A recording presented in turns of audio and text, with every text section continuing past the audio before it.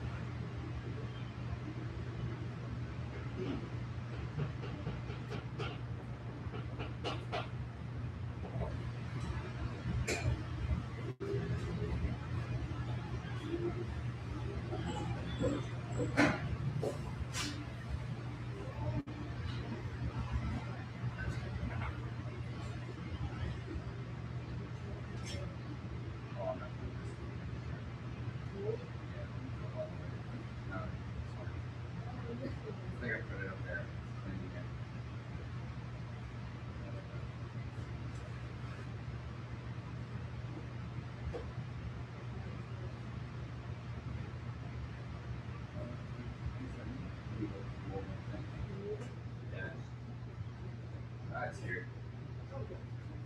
It's the one I feel like I always use the most.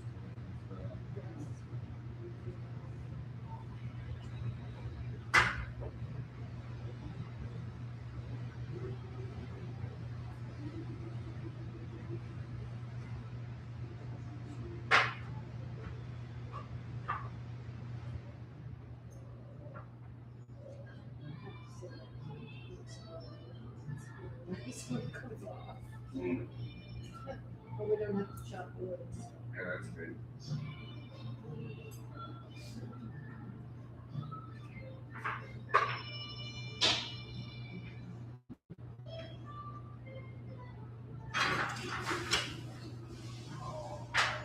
Right through. I've done that too many times today. Yeah, I did too. Yeah. Yeah.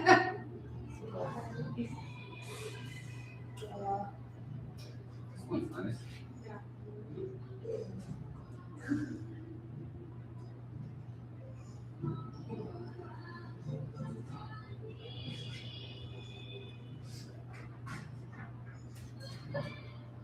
Somebody does.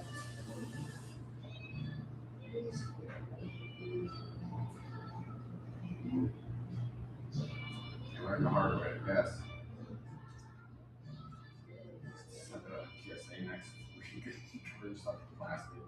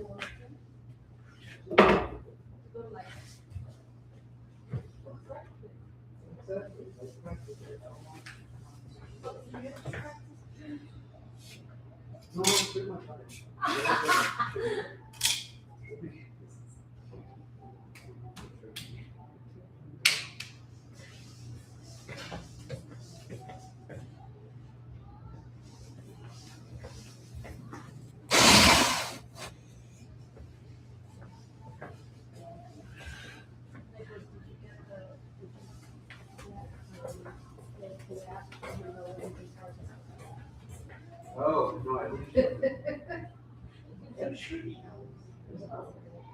Yeah. But it did take me a while to like realize that, oh, you can check which ones are available. It's great. Where there's openings. And it is true that sometimes there's a, honestly, but there are some moments where it's open full. And I think it's because there's those people that shuffle them around and like, you have like, this point that they haven't so well filled up, that there's no space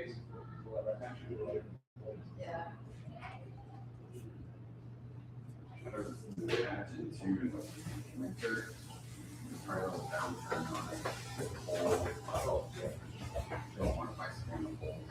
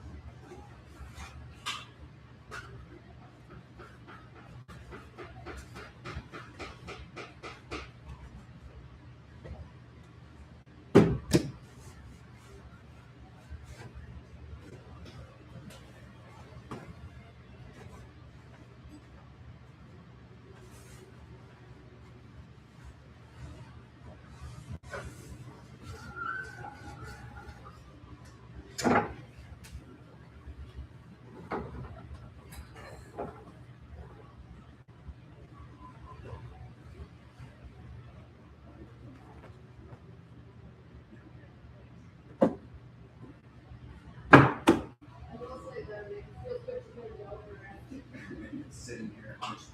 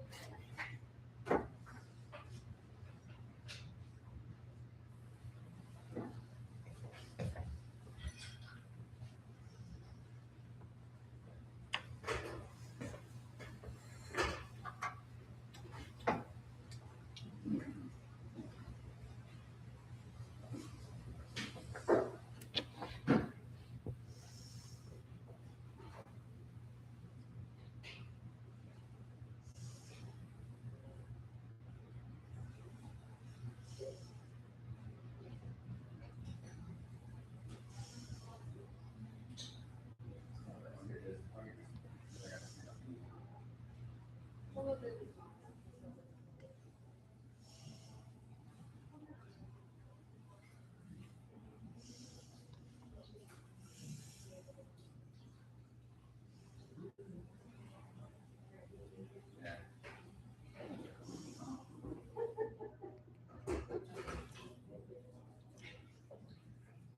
play.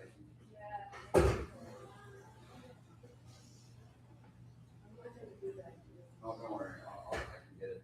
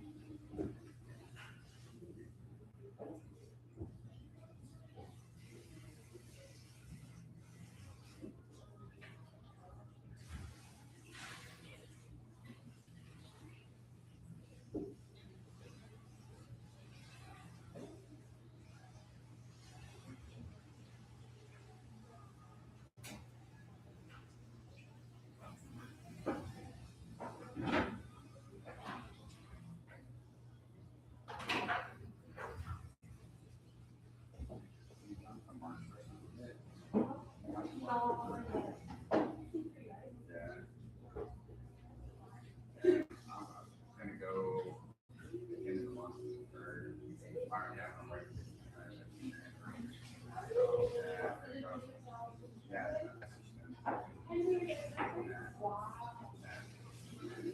so I'm gonna try it.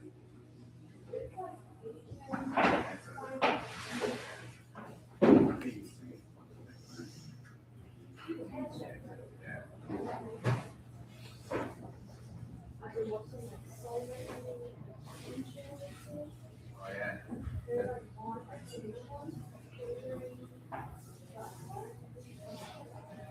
What's it called?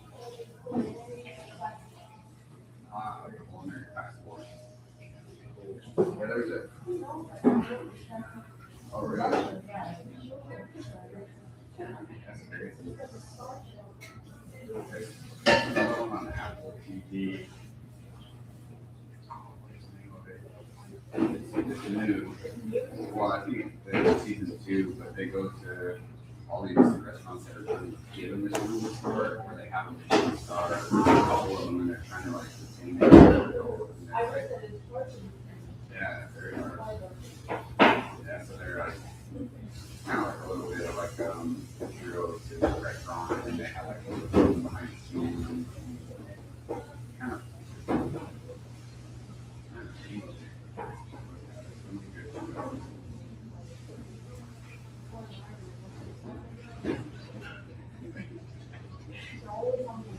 Yeah, I'm getting hungry now too. It's like, oh, all day. No, not yet. Just yeah, to eat now. I'd recommend this.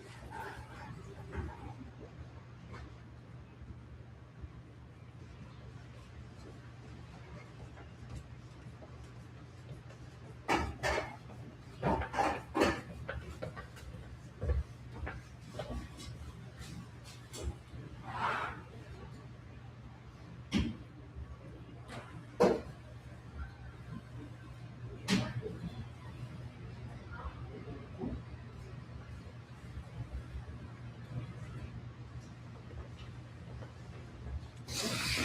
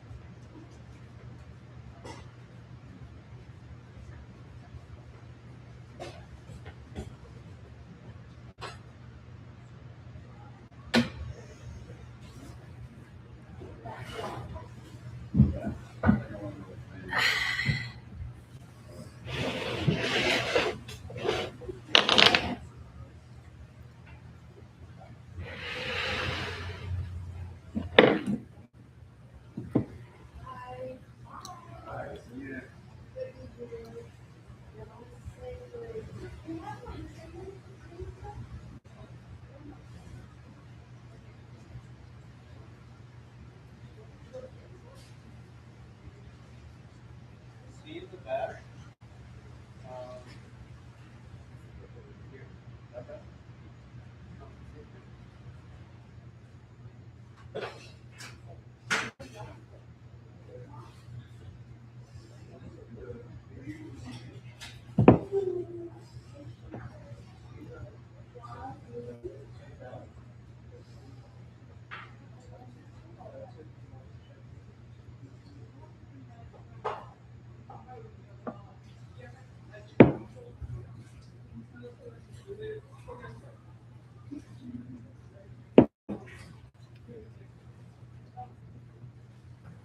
Yeah.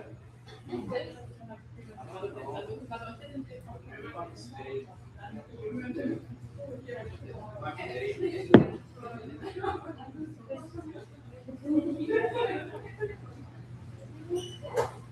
Back.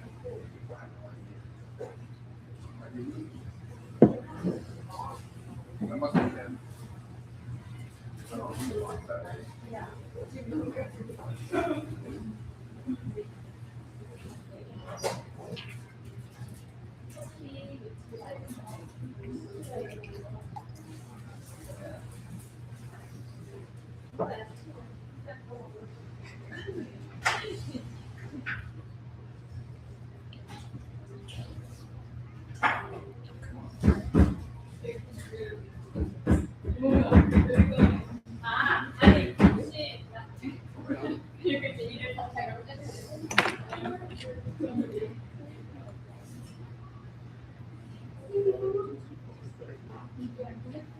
Put your name.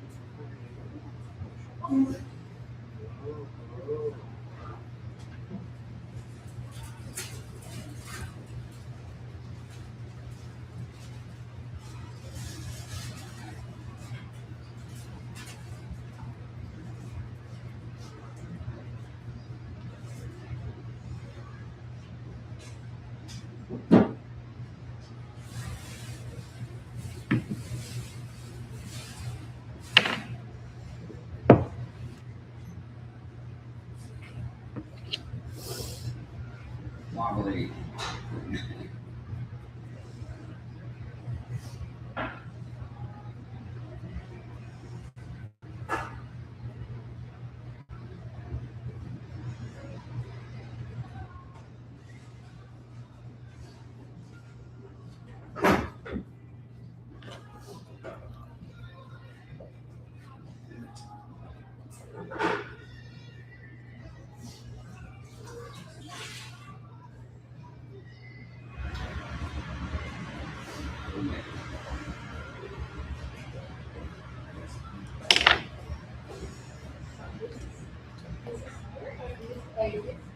The Oh,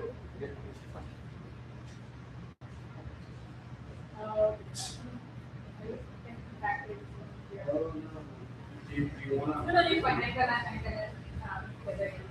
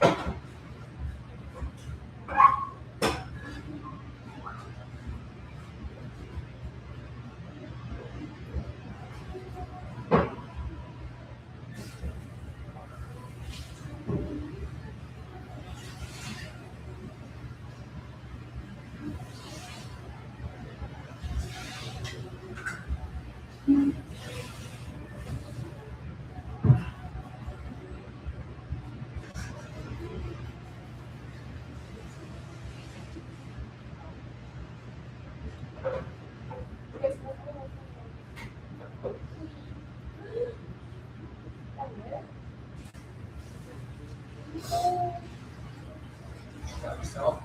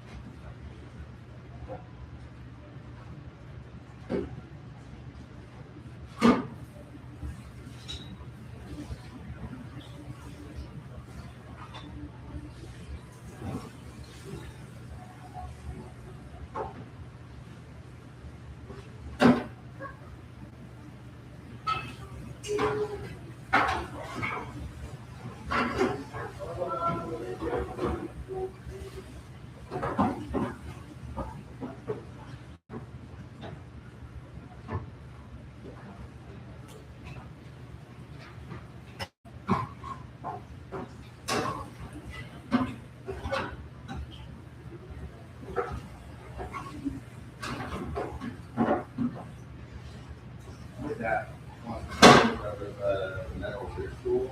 Oh, I was like doing something and then actually sliced double switch. What was it? So,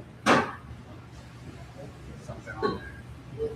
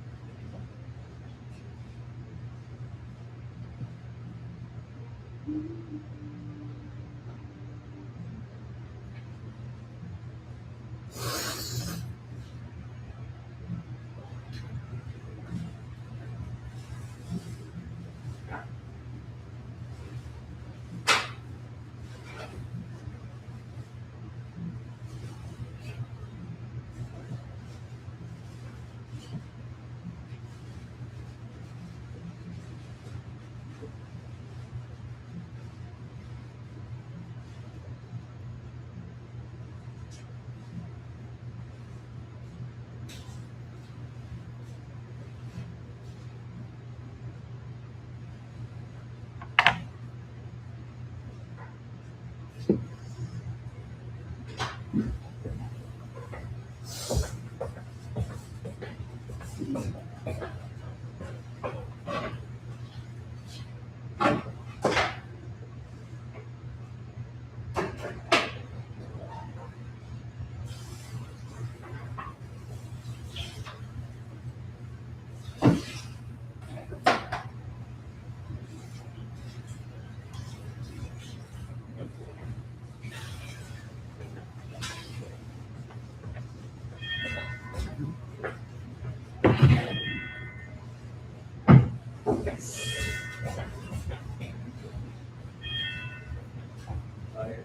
see it. See you next week.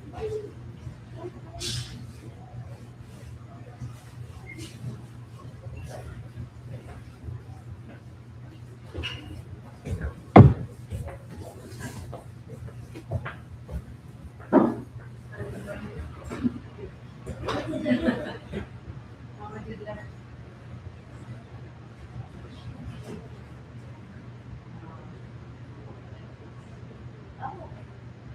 Oh, I didn't. So how do you decide which ones to elongate and which ones to have? Oh, and then you just wait. No, I'm saying like how do you decide which one to be long?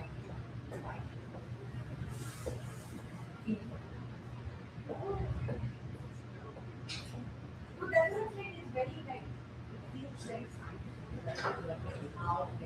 How do you decide that this stretches so much?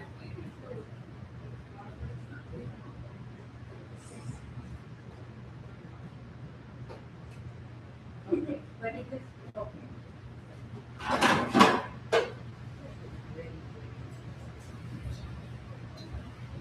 think I asked you yesterday that have you ever track of how many hours? I said, no, we go mad, no, not at all. I said, okay, he was very, very emphatic about it.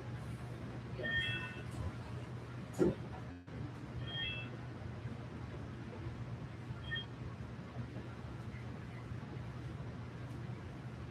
So he was like, no, absolutely not. We are not keeping a track of our time. How much have we put already?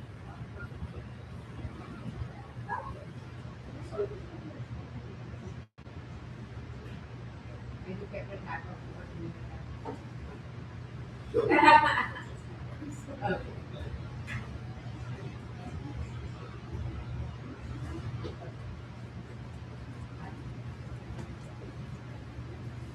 I think he saw him and they switching the knee, like who does what, I guess once one person gets bored or one person gets the other.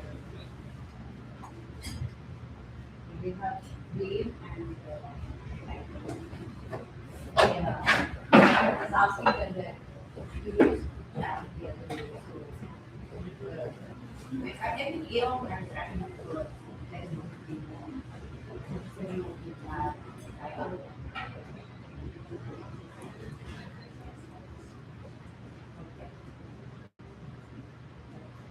the grade would be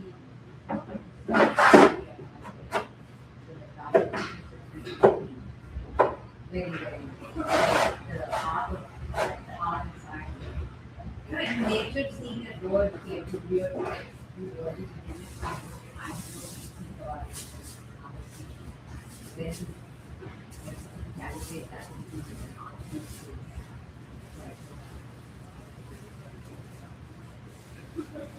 Yeah. Oh, I see.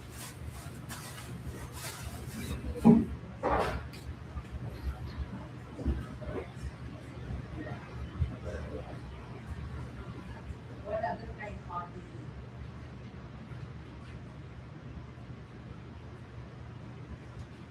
is it? What's the art? Ah, what's the pattern? So you write the painting. Oh, okay.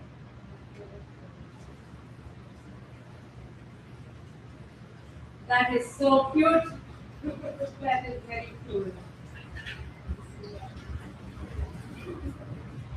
Like, what are we doing? Why am I sitting here? This is very, very cool. Like be with my coworkers. You should say be with my boss. No, you should say be with my bosses. I think that would be more fun and tag your boss. And let's see whether the boss has sense of humor about it. That's sad. I mean, my boss, I work from a particular project and my boss is such good sense of humor. Yeah, I never managed to find a boss like that everywhere.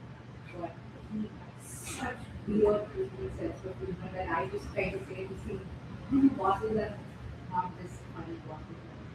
Yeah.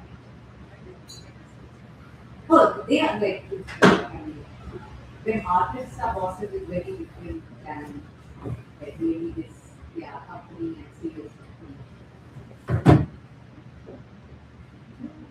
No, but that would be funny to listen. Me with my coworkers and boss. Like,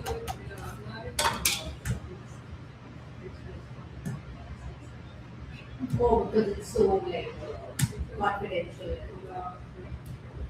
But it's part of like a fashion show. So you're pretty much like a minion in this world.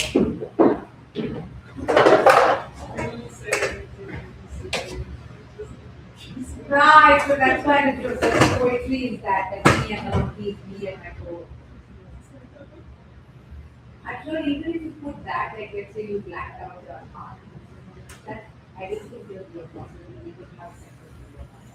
What do you think you would feel to that? Yeah, that's how they start. I have a feeling like fashion industry, they're really less of that sense of humor is definitely not there. The funny one, the ironical part is that fashion literally is an extension of the sun side. And that industry has become such a fantastic business. Like, I know I think it's one of the most drama industries. Yeah.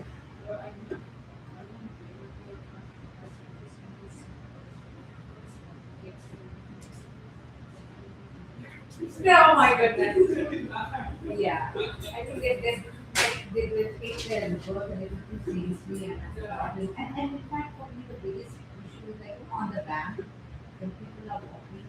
Pretty much like unemployed, like you guys are pretty much like go and go for ISIS. The seriousness, you're like your behave as if goodness knows what level of like, carrying the world on your shoulders you are. Goodness knows, it's probably like, I don't know, overcorrection of some weird signs of because I think they are looking too uptight for even the ideology behind how they function now. Like I've seen when they started this, I think the first set of reality shows in the fashion world and the way they used to behave as a market. I guess that it's like nowadays reality shows are everything is different. Like they get, I mean, as a competitor, as a sports person, I get the concept of it, like every sport has it. But all these reality shows, these are cooking people and cooking people. I did, yeah, like all these like chef related shows and fashion related, they behave as if like the world is on their shoulders. If they do not finish, oh my god, making this dress, there will be a third. It's kind of pathetic that the amount of self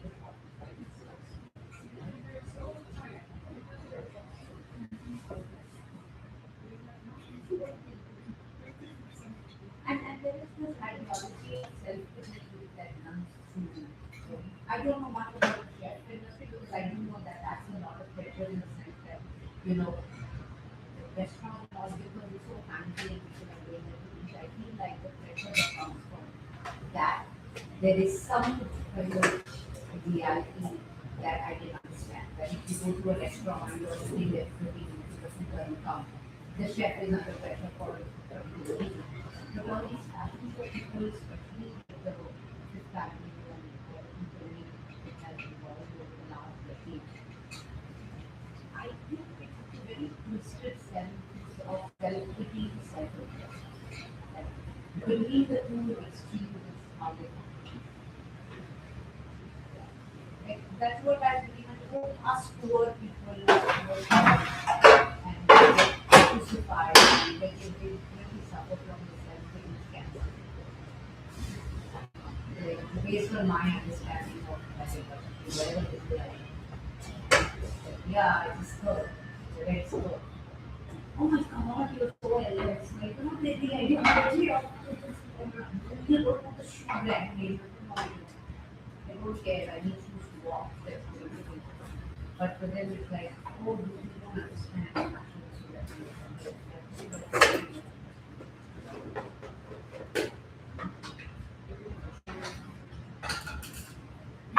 Sorry?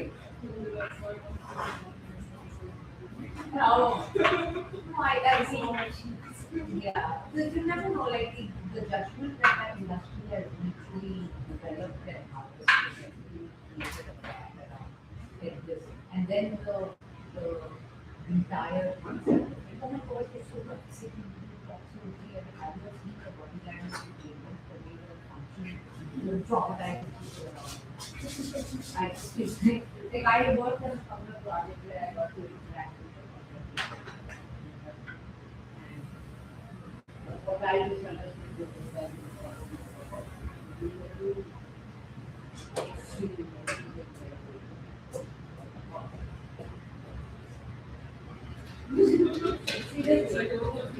yeah, seriously, it's really like a and then oh, I'm so stressed out, I need to go to my therapist. Yeah, I have three therapists, so please talk to me. I think so. There is this entire science where self-pity induces endorphins, and endorphins is what makes you feel good. So instead of trying to do work and live and exist in a healthy environment where you're just having fun and enjoying and satire and joke, there is this entire overcorrection of yes, correct. You're absolutely right. Yes, absolutely. Yeah, that's what I do. And especially like all the people who walk on the ramps, I just feel like they want to poop all the time. Like their faces are pretty much like almost like, oh my God, I have to go poop. I can't smile. I feel like that's what they I think that's what their faces look like the whole time. All the best for your session again today.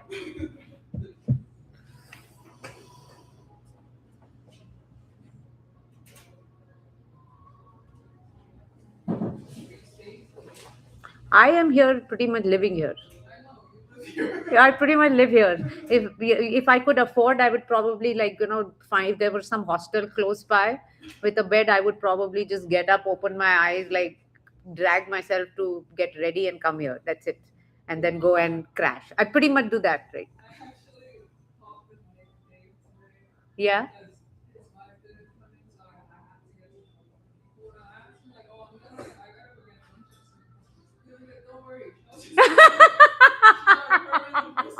I am flattered that he knows that. Yeah, if whenever you need to go, please go. Yeah, yeah, I am pretty much here. When are you thinking of going for lunch? Oh, already. Okay. Oh, okay. Yeah, yeah, I am pretty much here. The confidence with which Dave said that, I'm pretty happy about that. Actually, I've created my mark. That means. Oh, I am pretty much here. Yeah, for me, it's like once I get into something, I kind of just get into that, and this is right now my full time thing. Until like I'm applying for jobs and all once I get, and plus this is part of the resume I have to build, so that's why I need to. So I have a deadline till end of this month to have all my pieces, and then send a bunch of emails to a bunch of people with my resume and stuff like that. Yeah. So let's just say I don't have the luxury to not be here. Yeah. Ah. Correct. Then Aeong and they would like be like, oh my God, now she's literally crashing here and living here. Then she'll ask for a shower here. Yeah, no, because I used to one of the projects that I went to India for and I was working, so I used to work 18 hours a day, and we had a deadline. So then the boss was like, okay, just give her. So it was like their house also had an office, so I used to work out of there. So they're like, okay, fine. So their old room. So I actually used to live in the office itself, where I would like get up, go up, sit, and then their office people even gave me breakfast. They're like, okay, give her some food. So they would actually very kindly give me breakfast. I would sit and work there, and then time is, oh, it's 1 o'clock, 2 o'clock. I should go sleep. I would just go sleep, get up, get ready, come back and work. So I pretty much did that for 2 months, 1.5 months. Huh? I'm 52. I have done this for 30 years. So I clearly there is some mutant DNA. I blame my mentor because he's the one who taught me like I was always like this. And then when I moved cities and I met this friend, I mean this senior person who became my mentor and my boss. And I never thought like I thought when I meet somebody who will kind of you know work with me, I'll kind of understand how to be calm and like get, but he was the opposite. I mean, he was one of those bosses who would go after me. Like, even if I am till 3 in the morning in the office, and I would just tell him, "Okay, I'm leaving." Yeah, I'm going to go. I'm going to go. And he would be till like 5 in the morning, and I would come back to work at like 10:30, 11 a.m. Like, I would just go home to crash for a couple of hours and come back, and he would be in the office. I was like, "Didn't you go home?" "Oh yeah, I went home." Like, "Didn't you sleep?" "Yeah, I slept for 3 hours." So I didn't think that there would be anybody more psychopathic than me. And then I found him, and he became my mentor and taught me a lot in life. And I was like, I didn't think I could meet anybody more crazy than I am, but I did. So clearly, there are some of us left in the world. No, it's just not scary. It's fun, I think. Yeah, I this idea of burnout, I do understand, but it's a function of how much you love what you do. I think that's what defines like how crazy and ambitious and focused you are about the. I think it's a function of that as well. I don't know, just yeah. So I don't feel like this idea that I'll get burnt out. For me, it's like this is my like I like the idea of the work being my life, everything else being peripheral. Does that make sense? I know that a lot of people are grown up with the idea that work life balance and family and friends and all of that. For me, all of that is comes after my my work, which is my art or whatever. Which is no, that's the thing that it's a function of how much you love what you do. Like, do you burn with desire to work on your things? If that's yeah, I do. So that's why I don't think burnout is a something that like I might get overtired. Like, oh my god, my body needs to rest for a few hours. Yeah, but that's the physical. Like mentally, I don't get tired or bored or yeah. That is a very good place to be where you don't get irritated with your work. You don't get bored with your work. I feel like if you manage to get to that place, you are one of the luckiest people. So I have been that since I was a kid. So you never know. You are just in your 20s. You never know. You'll suddenly one day get up and be fall like completely in love with what you're doing and want to do that the whole time. Yeah, I wish I knew how to enjoy that. Unfortunately, I don't enjoy that. Like if I just sit and do nothing, I was like, why am I alive? I might as well like be dead.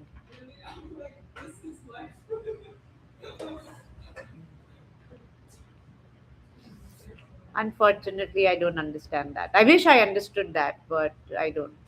I mean, it's not like I've not gone through life where I've not, like, I've had a very easy schedule where I've not had to do, but that was a function of because I was not getting jobs.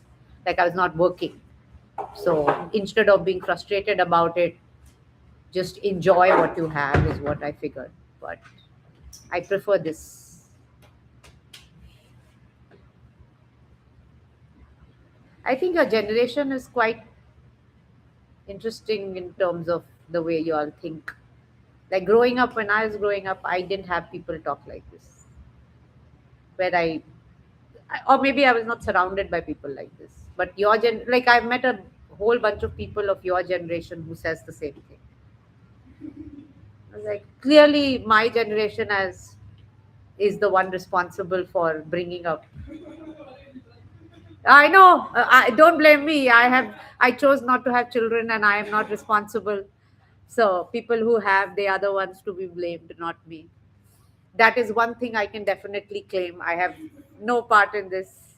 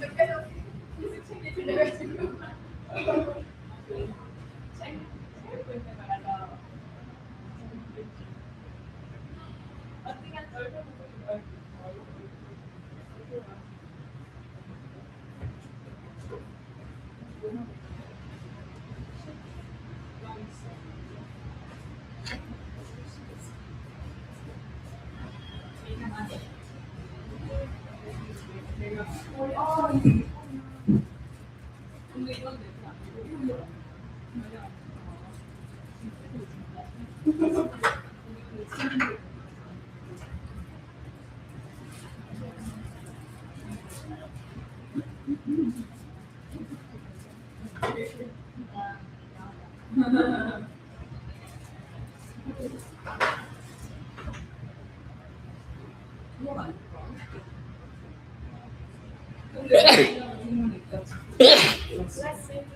you.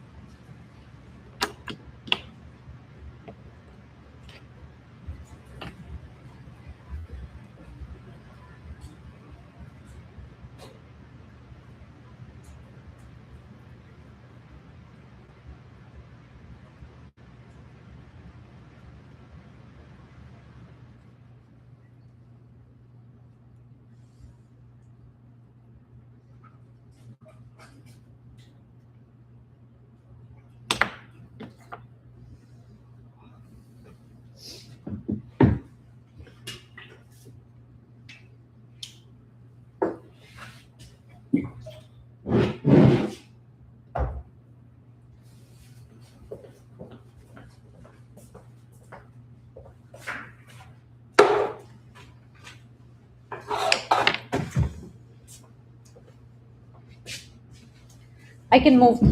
You need to use this, right? Oh, sorry, I didn't even notice that. No, Yeah. no, it's for somebody else, but it's just drying here. So if you need to use the slab, I'll move it. Yeah, if that's okay. Yeah, yeah, sure, Thank sure, you so absolutely. And you need this? I can use the other one. Oh, Yeah, don't you worry. sure? Yeah, thank you Oh. so much. Thank you. Yeah, it's just that the clay is wet, so I've just rolled it out. She's going to be here tomorrow. So Okay. Yeah, just dry it out a bit. Yeah, I just need to dry it for a day. Yesterday it took pretty much the whole day for it to get to a place of Workability. yeah, like for this box. Oh, that's sick. That's amazing. I Thanks. love the mouth. Yeah, but it took pretty much the whole day for it to dry. It was soft, extra soft. Yeah. I think only the new clay kind of is A bit wetter. harder for it to get used in a couple of hours. But generally, Yeah. reclaimed clay does take pretty much most of the day for it to get to, unless we put it on the hot plate. Yes. And I did that, and then within like I left it for 10 extra minutes, and now it's unworkable. Oh no. Just like I have to redo it. So, It's so finicky. yeah, extremely. I mean, the hot plate is pretty much like, boiling milk. You're watching, you move away, and the milk is spilled. As soon as you walk away. Yeah. So that's what happened with I needed to slab out something for the head, and I have to redo the whole thing. Oh no.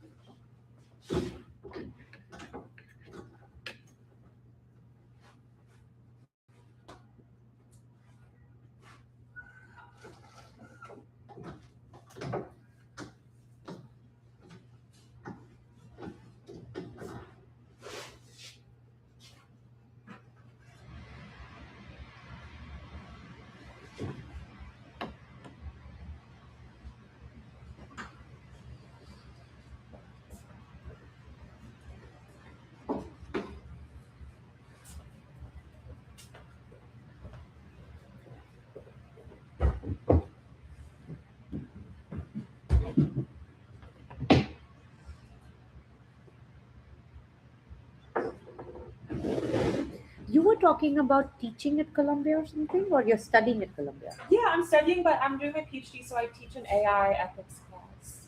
Are you into AI? It's not I do sociology of medicine, so I work in a hospital, but it is an internship. Ah, okay. It's more the ethical. We teach it with the School of Law and Sociology, and right now we're focusing on AI companionship. So I can't believe that you are in this line of work, because I have worked with tech and AI pretty much all my life. Oh yeah. And I remember 7 to 8 years ago, I was in an event. It was a 3-day event at Sotheby's, where they were exploring digital art was kind of AI art, digital art was kind of exploding about 7-8 years ago. So they had done this event, and I was there, and there was this whole panel with lawyers, and in the front of the event, when you entered, what they had done was Trump had not become the president, but there was talks about him running and becoming the nominee. And Obama and Trump, they had the markerless motion capture, the entire tech where you can easily use celebrity likeness to make deepfakes. Yeah, and there's a lot of pornography. Yeah. So what they had done was there was this company where they had switched their identities. Whoa. Yep. Trump and Obama. Yeah, in the name of AI, and when you walked in, you had to kind of identify, because they just used the markerless motion capture, so you could tell. So how the human brain is so dumb that we identify with the face so much that Obama was talking just like Trump in terms of without the sound, and you couldn't tell because of the cadence. Like without the sound and everything, cadence you couldn't tell. I'm gonna look that up because I would show my students that and see if. Yeah, I don't know if there's, but you might. So it was crazy. So there was like a lot of other crazy stuff there. And I remember sitting in the like sitting in one of the audience events, and there were these lawyers talking about AI rights at that time. Uh-huh.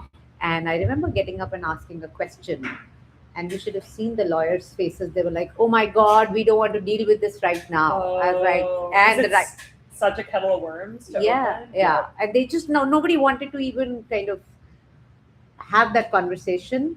And 7 years down the road, now every celebrity is now hyperventilating and jumping about from one place to the other, um, talking about like Oh, it's IP a rights, problem. Yeah. AI ethics and IP rights, and none of this will matter because at the end of the day, people who have the money and power will say, "Oh, okay, the law doesn't allow, too bad," and then they will use the NDA to have some sort of like a twisted little lab somewhere, Yeah. and they will continue that, and then magically one fine day some disguised version of some new social media crap will get launched. Yeah. Like simple things like emoji is easily tradable as stocks, Yeah. or even Spotify, the songs are trade. Anything can be traded as stocks using AI now. And so, what exactly do you try and teach? Like, what's your main?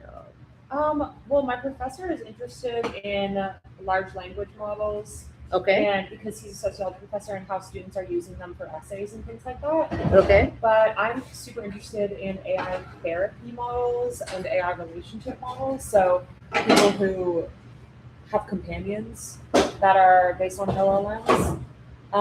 that's scary. It's super scary, and there's a lot of people who are like advocating for rights for their relationships with these models as if they are like in-person relationships, like real marriages, real companions. Right. And it to me it's just really sad because it points to a deeper need for human connection that isn't being met.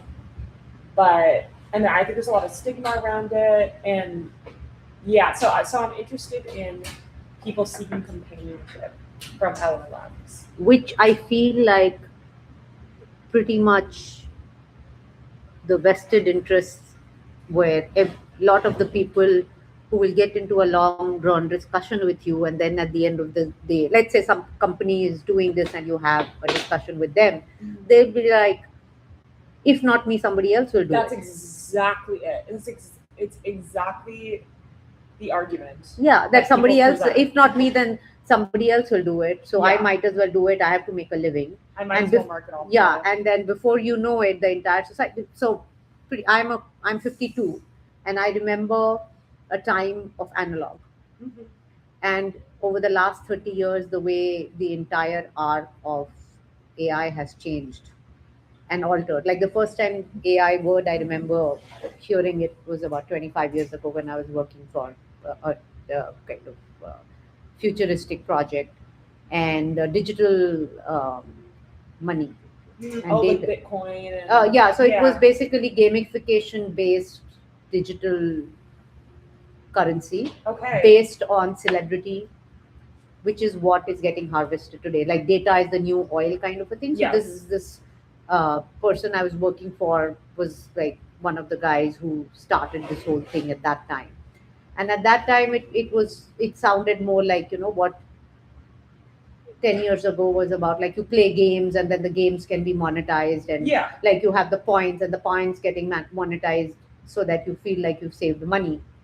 And then it went into the extreme overcorrection where people were spending thousands of dollars buying Addiction. a big buying Yeah. time because they didn't want to wait for the crops to grow. Yes. Oh my, those Farm- games. Yes. Farmville. So even Even like Candy Crush. yeah, all of them started doing that, basically harvesting people's patience. Yeah. And from that to what's happening today, where the celebrity culture, and celebrity will say, "Oh, I am giving my AI rights. If not me, somebody else will do it." Yeah. And the emotional connect that audiences have with celebrities and this companionship, ultimately what will happen is that these companionships will take form of celebrity voices and cadences. So somebody who's a huge fan of, say, Taylor Swift, and their companion, they will have the opportunity, "Oh, who is your favorite celebrity?" I'm not a huge celebrity person. No, I'm saying a lot of these companions who like loneliness, what you're talking about. Oh, they emulate. No, they emulate the companions will become. Oh, they've already started doing that. Like a lot of people, at least people use AI to edit themselves into videos of them with celebrities, and the celebrities. So are now talking now the about celebrities, like for example, Morgan Freeman, Melissa McCarthy, and somebody else, Alexa, they already, like about 5 years ago, gave their rights to harvest them as Alexa voices. that. Oof. So there's already apps where, with a little bit of cadence, like you still have uncanny valley kind of a thing, but there's Yeah. already that available, and before you know it, enough data off. And now the celebrities are waking up to the fact, oh, my rights, nobody will care Yeah. because you're too late, Yeah. right? And you should have gotten into this about 6 years ago, which you didn't. And so now with all these AI doctors and chat GPT, etc., before you know it, somebody who is going for companionship, and like already we are living in a society where people say, oh, I hate humans, I'd rather have pets. Exactly. And now taking it to the next level, where the current 15-year-old, when they reach the age of 25, 30, where they have a lot of money, the isolation is only going to get worse. I know that's the part that scares me the most. Yeah. And also the entitlement that people have, where they're like, I want my sexy girlfriend that I talk to all the time, that does whatever I want, that doesn't talk back to me. Like human connection doesn't fulfill them because they just want something empty. Yeah. Like they like Because human connection requires a lot of effort. it does, and it requires patience, and it requires being disappointed. Yeah. And Yeah, but I also feel like the overcorrection will happen where the society is getting already divided, where one set of people are going to go extreme towards tech, and one set of people, literally what the Mormon society is, yes, yeah, where they will say, we don't want, like they'll get so exhausted by the ideology that nothing is real, yeah, that they will actually start shunning this. So it will become like an overcorrection, and the society will get divided I totally based see on that. I totally see that, and I think it'll be a class signifier as well. Like, Yeah. Because but also from more than class signifier, I also think that this will create a deeper fissure in society, where, because there will be moneyed people on both sides and Yeah. powerful people on both sides, and so both sides will use this as, like, human nature is to go to war, True, it's conflict. conflict. So this will become the bigger fish to fry between the big guys, and the smaller guys, it'll all come down to, if not me, so why, if not me, then who else? I might as well make money. So whether it's the offline world or the online, like analog to digital, Yeah, either side will just get to this argument, because that also is the human argument. If you go back to, like, and literally I feel like the society from millennium 2000, and since the day internet and social media has been invented, is going reverse. yeah, Like emoji as a new, like, how do languages get made in the society, right? And so emoji as a new language. So before you know it, there'll be a whole class of people who speak that language. who speak that language, and like the way today I don't understand, like, I, out of thousands of languages, I understand only 3. Uh-huh. But English, because of the colonization, has become one of the most technically unifying element in society. Yeah, But before you know it, that is anyway going with this ideology that it's a little more complicated, like I should be allowed to speak my own language. And that's where the computer geniuses and the computer trillionaires are coming into play, where we have translators. Oh, you don't need to worry about what language you speak. yeah. We're So gonna all the have this control, yeah, unifying- so all the control is going there. And then emoji as a new language is coming into play. And then these new words, like word of the year is 67.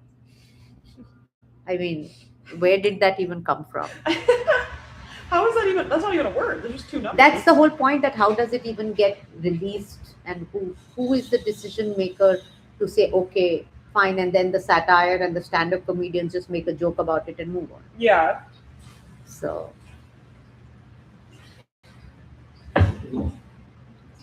it'll be interesting to sit in your class. Are you happy to be out of the tech industry? No, I would love to get back to it. Okay. Yeah. Oh, no, I am definitely one of those people who doesn't hate anything that I've done, whether Yeah. it be. So for me, I don't think leaving the tech is a good idea anyway. Like Yeah. a lot of people who say, "Oh, I'm just so exhausted, I leave it." No, I don't. I think that actually works against you, Yeah. especially if 50, 60-year-olds who have been part of it, if decide to leave, then that's not really a solution. That's just a cop out. No, yeah, and then it's just a whole wave of people Yeah, it's an exodus. spearheading it. Yeah. An exodus is not healthy at all. You can't just run away from something that you've been so intricately part of it. And that you now don't understand. Or Yeah, don't- so no, I keep a tab on what's happening, and I definitely, even if I'm not, no, it's not a function of me getting out of choice. It's just one of those things that I was trying to get jobs, it didn't happen. Life happens. Yeah, life happened. I kept trying, so I'm still trying. It's not like, no, I would never want to leave tech. Okay. Given the amount of skill sets I've acquired over the last 30 years, Yeah. it would be really foolish of me to give it up. Yeah. Yeah. So I keep, like, even now I keep myself updated because you never know. Yeah. Yeah. That's true. And plus, I have always, like, been very, even when I was hardcore working 15, 16 hours a day on tech, I made it a point to also keep a tab on the analog world. Like, Yeah. I just feel overcorrection does more harm than good. Yeah.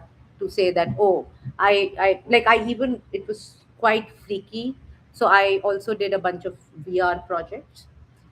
And so I bought this first edition HTC Vive, Oculus, and all of that. Mm-hmm. And I obviously downloaded a bunch of software. I was into testing at that time. And there's this digital clay software.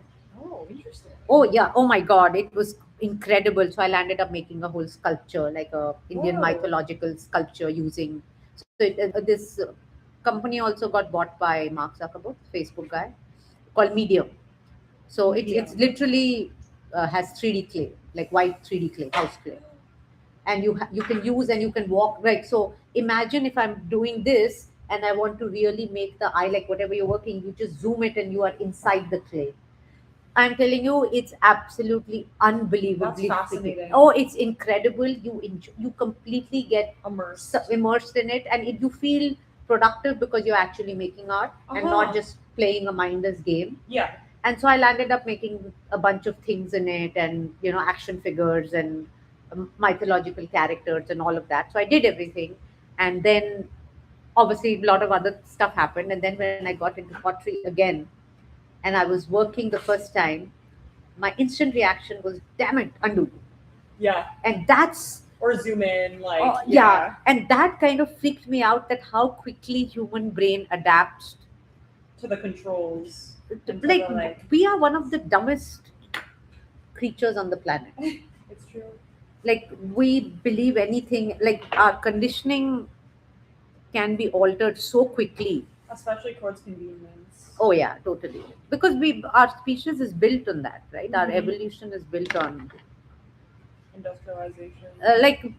convenience in terms of taking shortcuts. Like, Yeah. our entire species is built on that. So it was very, like, it was a big, like, jerk moment for me to keep wanting to undo and keep wanting to, like, Yeah. Photoshop and everything, you kind of get used to it, but from a 3D clay environment, like, clay is such a physical, raw thing. That sounds so interesting to use though. Yeah. Do you wear a VR headset? Yeah. Okay. You yeah. have to wear a VR headset. So that then becomes a conversation about, like, a lot of people cannot handle that heavy set for more than half an hour, 1 hour. I hate it. I hate putting it on. Yeah.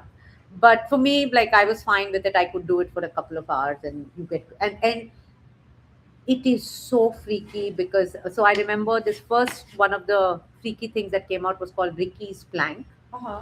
where basically it's a piece where you walk on the plank off the ledge of a building. Okay, that's Whoa. kind of the experience. Okay. So I did this workshop at the Met Museum. That's where I got introduced to VR. This was about 8-9 years ago. So it was like a week's workshop, etc. So so what they did was they put an actual plank on the floor. Okay. Okay. So before you put on the headset, you are being told, okay, you see this, you are on the floor. We are putting a plank. You just have to walk on the plank, walk on it a couple of times, get used to the space, etc., etc. It will remap itself when you wear the headset. Okay. Where you can, so basically you know where to walk. Great. So you wear the headset, you know that you are in this office, let's say, and you're where you the plank is right here. There is no window, there is no ledge, there is nothing. You wear the headset, and then there's like a virtual elevator button. The elevator is taking you upstairs. The door opens. You are on the terrace, and you walk, and there is a digital plank which is hanging off the terrace. Okay, and you are told, okay, now do a real walk on the And plank. people are too scared to do it. People fall off Yeah. because as soon as you put your foot, take a step, you are like, half an inch plank. So you put your foot on that plank, and the brain is unable to distinguish, and it's just almost impossible for you to remember that you are What literally you're in a room. seeing is not what you're standing on. Yeah. Yeah. And so then there were these other experiments of, like, there was this whole thing about fire. Like, there's this whole girl who goes into some whatever, and there is a boat that catches on fire, and people just fall off. Oh my god. So yeah, it's that's when I realized, like, one of the big revelations. Like, I always knew our species is dumb, but that was like how easily our brain can be altered Yes. is Scary. scary. Yeah. And how once you do something just once, Yeah. it can change the way you do it forever. Yeah. Like if there's a shortcut and you use it once, Oh yes, it's totally. hard to. Yeah. So what are you doing your PhD in? I'm doing my PhD on the use of metaphor in illness. So Okay. use of metaphor to describe symptoms and how metaphor becomes embedded in treatment strategies. So I was looking at schizophrenia Okay. and how doctors often communicate schizophrenia to schizophrenia patients through metaphor. Like it's as if there are 6 people in your head. It's as if Oh, right. and like the mismatch between experiences that people with schizophrenia have versus how it's described through metaphor. Okay. And now I'm looking at eating disorders and how eating disorders are described through metaphor. Okay. Like, give me an example. So one of the most popular books that it's used in a lot of formal treatment strategies with inpatient is called Life Without Ed, and it's about how your eating disorder is like an abusive man and you need to get a divorce from him. Oh goodness. Yeah. And this is used like You are literally isolating an entire subspecies based on. So I'll give you an Exactly. example. So before this, I was at Duke, and I moved. So I was there since August. I made a bunch of friends, and there was this one girl who came from Turkey, and she and another girl. We were all talking about, like, how they're artists. They were doing this as a hobby, and then I mentioned, like, oh, are you thinking of exhibiting your work or making it a profession? It was just an individualistic conversation, a discussion that I was having with that artist. Yeah. And there was another artist who was there, and her instant reaction was, how men just do it. You should. I said, where did the topic of a man comes in? Yeah. Where did the comparison come from? Yeah. So that means that your ability is literally dependent upon how you perceive the opposite sex. Yeah. And so this and abuse, like, this is so unhealthy. I'm just taken aback because my personality, literally outside of my domestic setup, is that of a man. Yeah. And I feel extremely disturbed by this ideology that a man means abuse. Yeah. It's Literally that, right? Yeah, I am super against it. And when I found out that it was being used for like, especially for young people, for treatment strategies, I was like, this is really messed up. But why are we doing this? Like, how has this not been questioned? How is it the #1 best-selling eating disorder self-help book? Not even, like, nobody's even flinching. No, exactly. And people say they resonate with it. People say that's what helped them get over their eating disorder. And I was like, we need to investigate this. And in what other medical situations can you even think of? Yeah. And it has a lot to do with the fact that eating disorders are considered a gendered illness. Even though they can impact absolutely anyone, they're perceived in pop culture as. But I think that it's more about not the men, but it's also about, like, the entire vanity fashion makeup industry, which is in the forefront rather than the gender. Yeah, exactly. Yeah, that part. And Nobody will talk about. that part no one will talk about. Yeah. That part doctors certainly aren't integrating into their treatment strategies because they're clinically minded. Yeah. But you would think that clinically minded individuals would scoff at. Yeah. I also think that as far as the medical industry is concerned, especially the psychiatrists who prescribe medicine, and this conversation that they have with how are you feeling, Uh-huh. it's more trauma inducing than trauma reduction, I think. Yeah. And it's also it's really interesting because psychiatry is so fraught with the question of responsibility. Like who is responsible for fixing this problem? Yeah. And it usually falls on the individual because mental illness is seen as something so distinct Yeah. from physical illness. Which it's not. It's not, and a lot of it is literally like neural pathways, genetics, Yeah. brain injury. I also think that the entire society is focused so much on yapping. Uh-huh. Talking through it. Yeah. Working and focusing on, like, because depression releases dopamine, self pity releases dopamine. Uh-huh. And Self-narratizing. yeah, and that is the easiest and the laziest way to waltz through life. Mm-hmm. Working on what you like, working on things to cope up is literally the most healthiest way, and that's what evolution is all about. Like, imagine the first monkey who realized he's the superior being, the kind of trauma that monkey must have gone through. Yeah. Right. In isolation. In isolation. And how did that monkey cope up? By doing shit. Yeah.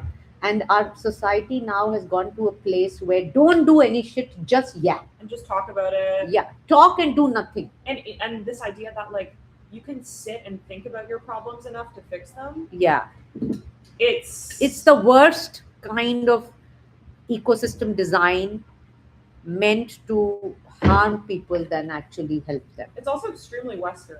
Yeah.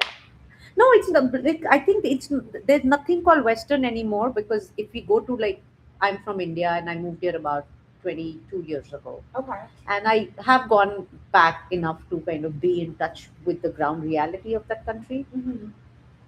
The minority, like, obviously you have the rural population and then you have the urban population. The entire urban English speaking population of India is larger than the American population itself. Oh wow. Okay. There are more than 300 million people in India who speak English and think Western. Mm-hmm. So there is no concept called Western culture anymore. Okay. Like, if you go, like, in a 1 billion people, if 1 in 3 has so much of influence of the Western culture, then even in the most rural parts of the country, when you walk in and talk to somebody who's probably under, like, who under the veil, or even if you go, they still know about the Western society. Mm. And to use Western society as the villain, Yeah. Okay. I see what you mean. yeah, is not the healthy way Like make to. it a boogeyman. Yeah. For And then evil. for the Western society to constantly say, oh, that Eastern society is a shithole country. Yeah. So again, I feel like as soon as the day social media was launched, there should have been literally a world law changing in from the borders that exist, because Mm. that's not practical. Like, what's your age? I'm 27. Okay, so you've grown up with technology as part of your DNA. Definitely. When I was growing up, there's this whole ideology of 6 degrees of separation, Mm-hmm. right? Like, when we were growing up, it was said that We're all to connected. get so literally there was a whole theory or some paper or whatever, and it was proved that to get to anybody on this planet, you can get to him with 6 degree connection. So if I know somebody who knows somebody who knows somebody, with the sixth person, you can, like, even if you want to get to the president of some obscure dictatorship, you can get to that person with just 6 degrees. Okay. That was the ideology. As soon as internet got launched, it was brought down by a few degrees. And the day social media was first launched, and I don't know if you remember, there used to be this platform called Orkut and MySpace. I remember MySpace. So they were the one of the first ones which were the social media, and then of course Facebook and others like kind of took over and they Yeah. shut down, and like the whole cycle happened, which is another conversation, a Wall Street conversation altogether. So the day social media was invented, 0 degree separation was officially launched. Mm-hmm. As soon as you have the 0 degree separation, how is society not getting altered, and how is there not a memo to every school saying that the way the civilization functions, we have officially reached the next layer of evolution? Yeah. That never happened. No, it really didn't. Yeah. No, I think and the concept of like distinct culture that doesn't meet another culture. Yeah. The way anthropologists used to study separate countries. Right. That doesn't exist anymore. No, not at all. But that's what still is being used to govern society. Yeah.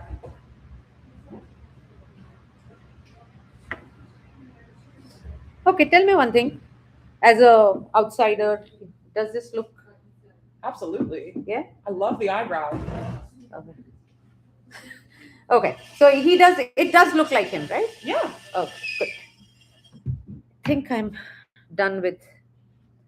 I think I just solved the pyramids. How it was made. This is what it is actually. There. You know the third eye. Yes. So this is what that is. Oh wow. I am basically making shit so that I get killed. This is Mecca. Uh-huh. So Islam doesn't allow eyes, right? Yes. And I'm making an eye of the Mecca. Oh. So, and this guy is a Muslim Bollywood actor. Oh. So you know the term fatwa. Uh-huh. So I just hope somebody puts up fatwa on me. So that's my kind of ire Hearts. and anger. Yeah, like time to blow up the world. At least we should try. Artists should try that. What was the first art format you did? First art. So since childhood, I've always kind of done hobby art and stuff like that. But I got into 3D very early in life. Mm-hmm. When I was in school, I was one of the geeks. Okay. So I have done 3D modeling and designing. You were not obviously born then, but you've heard of the term DOS, Mm-hmm. and you've heard of the software 3D Max, 3D No. Studio, 3D Autodesk.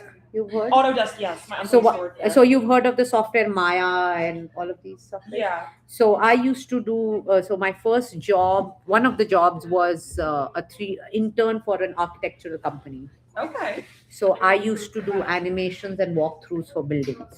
That's very cool. So I used to do that, and then I also had a part-time job with this interior, like a furniture store. So 2 hours a day, I used to go there and make these 3D models of chairs and stuff like Oh that. wow. And then my third job was I used to work for this web designing company where I used to do websites. And then my fourth job was I used to work for this hardware assembly company. So I used to assemble computer hardwares and educational softwares. So I was one of those absolutely crazy geek. Jack of all trades too. Let's just say psychopath is the better word. So I am pretty much a certified psychopath in my circle. My partner is like that. What does he do? He's a software engineer and a musician. Oh, okay. What does he play? He plays guitar and he sings. Ah, professionally? Yeah, he Ooh. tours and everything. Oh, but- wow. That's pretty cool. Independent music, I suppose. Yeah, and he works full time as well. So Wow. But he Figures out a way to be does present. carpentry. Uh-huh. He builds guitar pedals. He built our espresso machine. Like Oh, wow. That is very cool. he's kind of like that, where just like he gets fascinated. Very, very cool. of What's the his inner name? workings. His name's Alex. Okay. I have made, I was living with this friend of mine for a long time, and I built a bar at home, furniture. I love that. Like a tiny one, but on the wall. And I made it to look like old rusted metal, Ooh, that's amazing. like using patina and iron rust and all of that.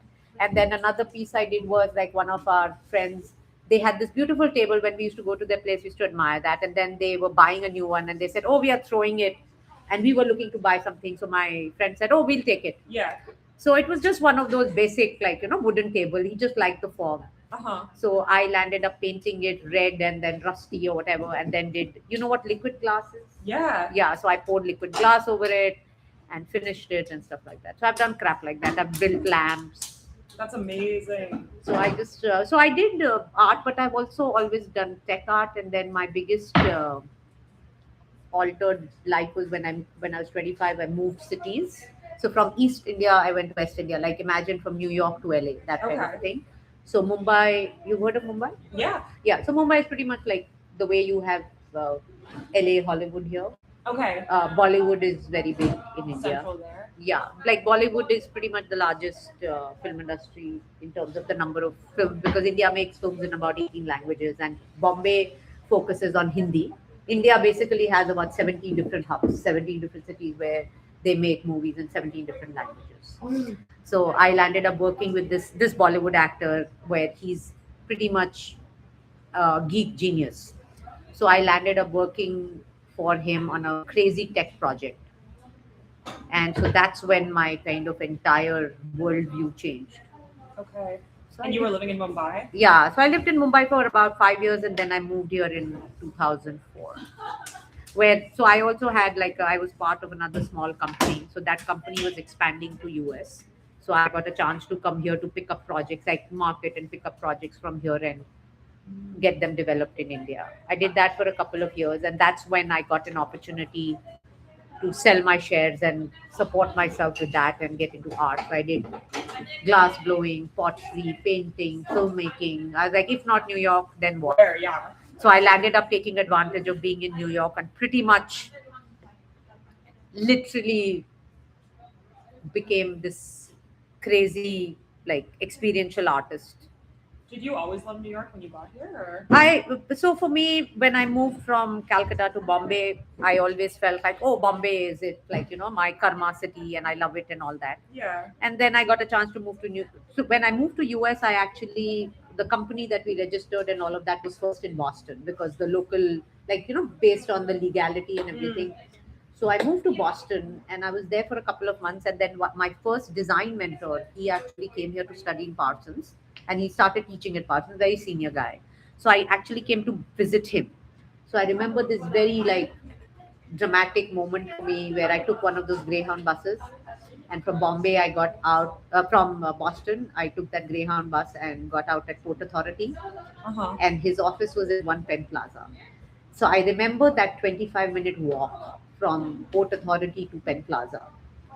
And I was like, And I had just bought a car, like the company had just given me a car Uh-huh. in Boston, and I had just driven for a week and learned and about to give a driving test and all. And in that 25 minutes walk, I was like, No, not Boston. It's New York. I'm telling you, it's just so like sounds like such a fantasy No, movie. I know what.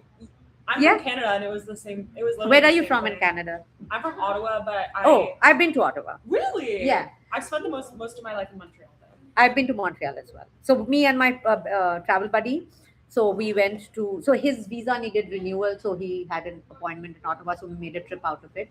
And this was the year where Canada had seen the largest snowstorm in 25 years. Oh, 1998. No. This was in 2000. I think it was 2000. After that, like in 2000s, it like the first time in 25 years. Okay. And we were on that same weekend in Montreal and Ottawa. So I remember. So by then I had experienced New York cold and I'd seen snow. But it's different. It's and different. and I had kind of been to the ski, and I was used to the jackets and layers and all of that. Okay. And we were in the thing and we were told like it's going to get very, very cold and it's one of the worst winter storms and etc., etc. So once you like, and I've lived in a country where winter is 65 for 3 days. Right. So I remember in the hotel and I'm telling this friend of mine, like, yeah, I get it. How much colder? Like we are inside the hotel room. Yeah. We just reached and the snowstorm was happening, and this is the first time we were being told to prepare, and we looked up online. I think how much worse could it be? Oh. And I remember getting out of the hotel and I'm like, what? Who lives? I know. Who chooses to live here? And the snow has happened, and the snow shovel I'd seen in New York, right? Like the snow gets shoveled, and on the side you have like 3 feet of snow. Uh-huh. I have seen It's that. walls. It's walls of snow. And I am getting out, and we had this appointment for a lunch somewhere, and we had to go. And this was in Montreal, and I remember walking. And this is like main tourist area of Montreal, like from the underground market Yeah. and all of that. And I remember getting out, and there's this literally wall of snow, and we are walking through that. And that experience of like being in a city where the worst snowstorm in 25 years, we made a fun trip out of it. Like I remember doing a whole photo shoot inside the park where I was jumping like a bloody rabbit, Oh, getting through the photos snow. taken. Yeah, yeah. There was some stranger, we requested him to take pictures of us. We were jumping like rabbits and that. So I did enjoy it, but winter for me, the Canada trip, I remember this very like. I also remember that place in Montreal, which is the oldest meat place. All it serves is meat. Like you stand in line for some. Schwartz's? Yes. Yes. I remember that as well. I lived in Montreal all my adult life. And Okay, studied there. I love it. I went to school there. Okay, My boyfriend went for the first time in December. He, okay, He is from Malaysia. okay. He got out. He was like, "What?" Is going on. Same thing because he lived in New York and he was like, "New York gets cold. We have snow." Okay. It's Like not oh like no, that. no, no, no, No, no, no, no, no, no, no, no, no. But you were like, okay, let me leave it to you and you experience it Exactly, yourself. because I told him you gotta bring layers. You gotta, and he's like, "I'll be fine. I'll be fine." I'm like, "Okay." Yeah, because Malaysia doesn't get that cold. No, and Bollywood is huge in Malaysia. Oh yes, Obviously because of the population, but yes. Oh yeah, definitely. I mean, Bollywood has become pretty huge in quite a few places. when I visit there, like if you're taking a bus or a train or whatever, they usually play a movie and it's always a Bollywood movie. Okay. Yeah, it's take like it has its own character. Mm-hmm. Do you have a favorite Bollywood movie? I am very kind of uh, biased now because I worked with one of the big Bollywood actors, so you see a very different vibe. Growing up, yes, I was like I've always been fan of this one. You've heard of in US Chuck Norris level, like Clint Yes, Chuck Eastwood, Norris. Yeah. Clint Eastwood, Chuck Norris. So when I was growing up, the Bollywood version of like we had this angry young man. So I've always been a fan of his because you know in the 70s, 80s, the kind of movies he did. Yeah. And then when I moved to Bombay, I landed up working with one of the very kind of popular Bollywood actors there, and that too in the tech side of it. So I saw, like, I was privileged to see such a unique side of Bollywood Mm. through his eyes because I would go on sets to have, like, he would call a bunch of us for meetings, etc. And I am going there not working as an assistant or anything, we were talking tech and all. So it was a very dystopian lifestyle I led Yeah. where working with this one popular actor, After being a fan too. not his fan, I mean, I liked his work, but like meeting that actor that I'm talking about who was working with him. Oh yeah, yeah. So Okay. going to that movie set where that other actor is sitting just right there and I'm being introduced saying, oh, this is so and so casually. Yeah. Very like freaky. You can't see his movies the same after that. I can't see movies the same after that because he and the thing is that this actor is in real life, like his side, I saw his Sheldon side. You know the character Sheldon? Oh yeah. He is that bad. Like nerdy. Oh my god. Like nerdy to the point where he would be annoying. Like he's worse than Sheldon. Yeah. He's an economist, he's Oh, a wow. journalist. So And an actor? yes. Oh my god. So it is crazy. I'm sure your boyfriend would know his name. That's crazy that he does all of that Yeah. and succeeds at all of it. Oh my god. And he also owns a cricket team, like a Wow. sports team and stuff like that. Like he's definitely not human. So I got a very different side of uh, The industry, the movies. yeah. I mean, I'm not complaining, but it was just freaky to.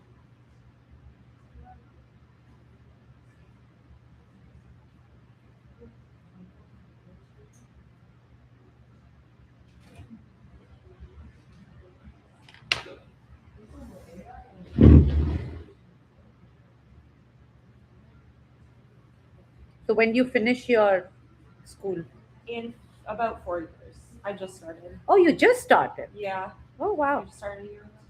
You're in Columbia? Mhm. I've been to that campus a bunch of times.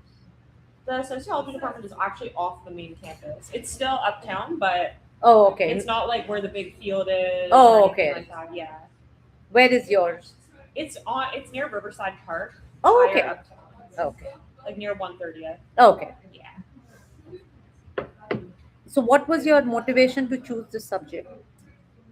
Actually, I started off doing carceral technology, so surveillance technology studies, Oh, wow. because Okay. I used to work in reentry services Okay. for people getting out of Rikers, and then I read this one book called Illness as a Metaphor I see. by Susan Sontag, and I was like, Okay.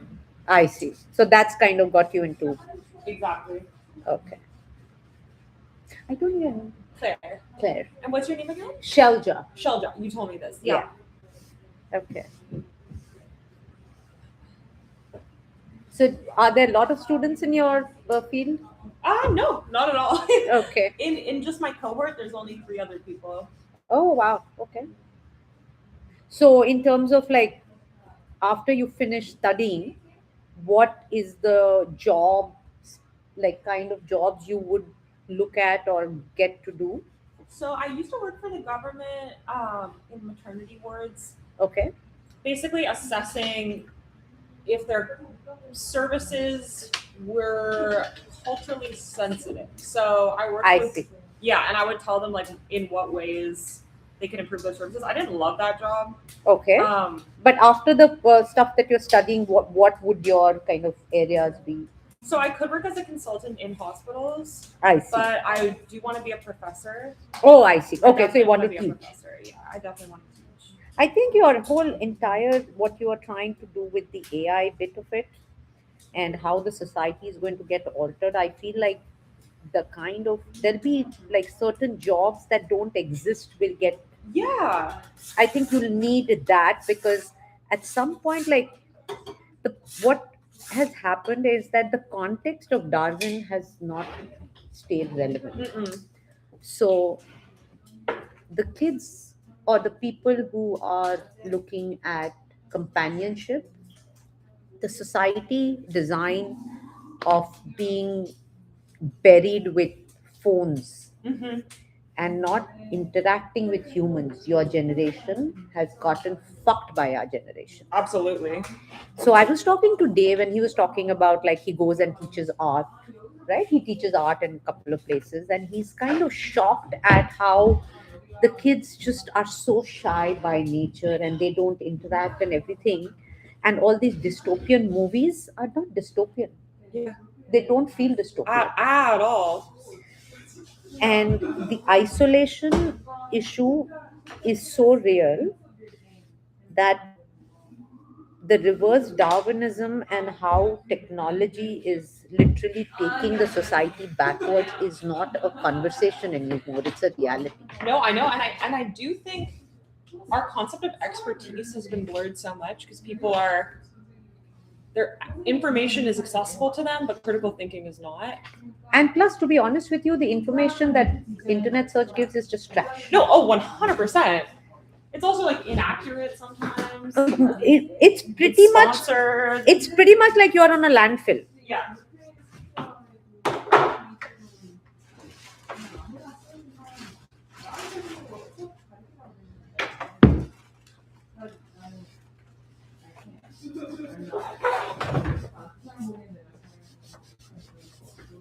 I also think that there is this entire topic, like, when you're talking about automation and chat GPT and laying of jobs and everything is automated. What will humans do when machines do everything? Yeah. Right? So the answer is very simple. Okay, it's a 2-word answer. Make art. Right? Basically exist. Something that the machine can't make. Correct. Yeah. Like AI art again, machine is not making art. What it's doing is it's copying the data and reprocessing it. Right? Yeah. Machines till now have not been able to, like, even if like Elon Musk passed this comment like singularity has been achieved or whatever. Singularity technically got achieved the day social media got launched. Technically, like if you actually look at it from a theory paper point of view, right? That singularity got achieved the day we had social media, 0 degree separation. So now what humans can do from creating art perspective, like when machines do everything, humans will create art. Art is currency. Currency will get harvested, made into a new society with new societal design. That will be made by algorithms designed by some flawed humans who died 100 years ago. Long ago. And the core code of that nobody knows. It will be in some lost form. Legend has it. Yeah. So imagine the level of dystopia that is now real versus just conversation. Yeah. I completely agree that art will become the currency. Because Whoever knows how to harvest artists, like currently Wall Street has already taken that over. So I feel like there is opportunity there for real people and real like people who understand human nature, like what you are talking about, like from a medical point of view. Yeah.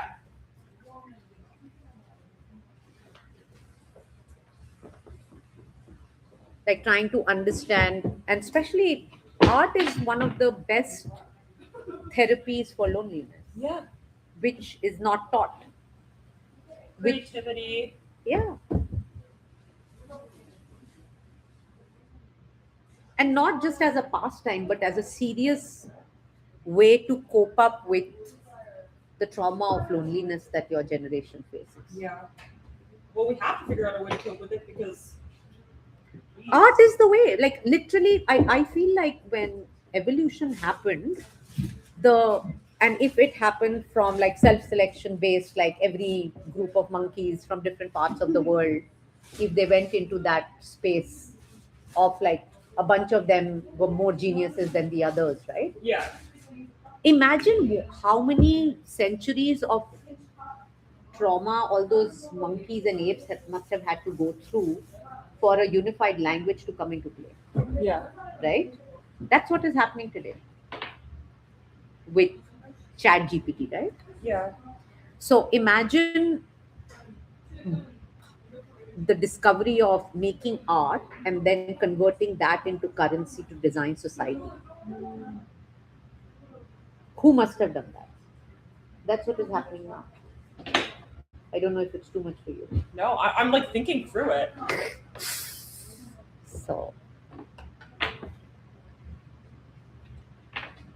Do you think society's just going to become divided then, like between? Sorry? Do you think society will become divided between two groups of people? I think society will go backwards where we are already going backwards, and it will go even further back where we'll get to a place of literally dark ages where the way, remember, now we look at Bible and we look at Quran and like all the religious things as a fantasy Mm-hmm. where you just blindly follow. There will be something like that which will come out of all this tech, and one bunch of people will follow one kind of a lifestyle which will be defined by some twisted form of tech Okay. based scripture. Yeah. That's what will happen.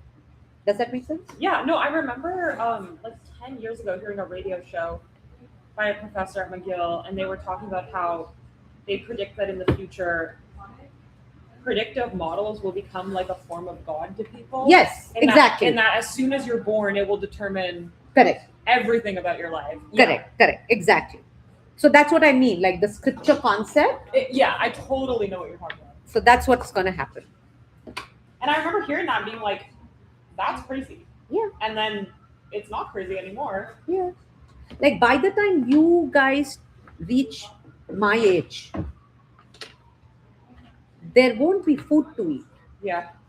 and there will be wars over daily food. Imagine how scary that is. It makes me. I have a lot of thoughts about having children.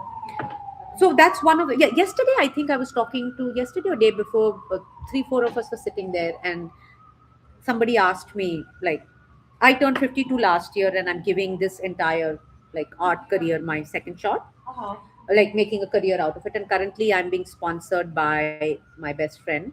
Like he's not my patron, he's my sponsor, and I hope I can make living out of it, because at 52 trying to find a job itself is also very tough. Mm-hmm. and they were asking me like about my personal life and stuff like that. And one of the best decisions I have made in life is not to have kids, Yeah. and I stuck by it.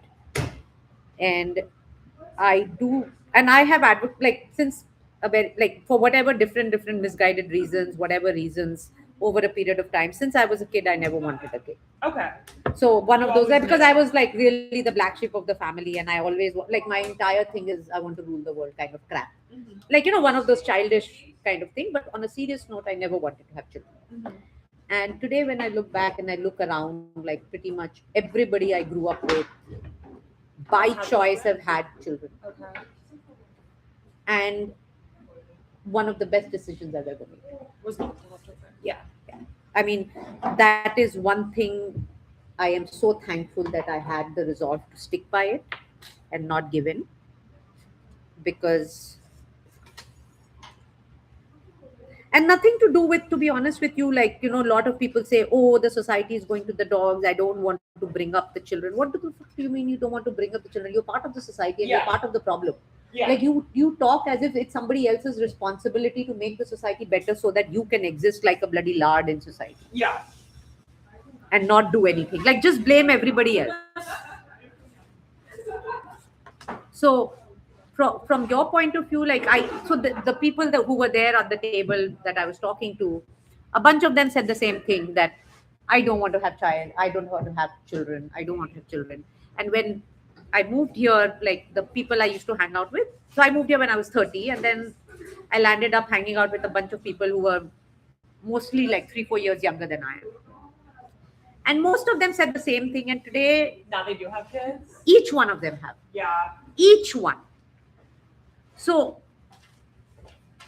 bottom line is, out of boredom, out of template, if you're going to have children, then how is anything ever going to improve? Yeah. Because the society is designed to, like, your gene pool needs to, what exactly is special about your gene, darling? Oh yeah. Why do we have to people who have kids just to be like, I'm continuing my bloodline is the What exactly- craziest thing to me. Like, what exactly are you contributing to society? Who the hell are you to even? To think that your gene pool was the end all be all. Yeah, I just don't get that. I mean, it's just really crazy. So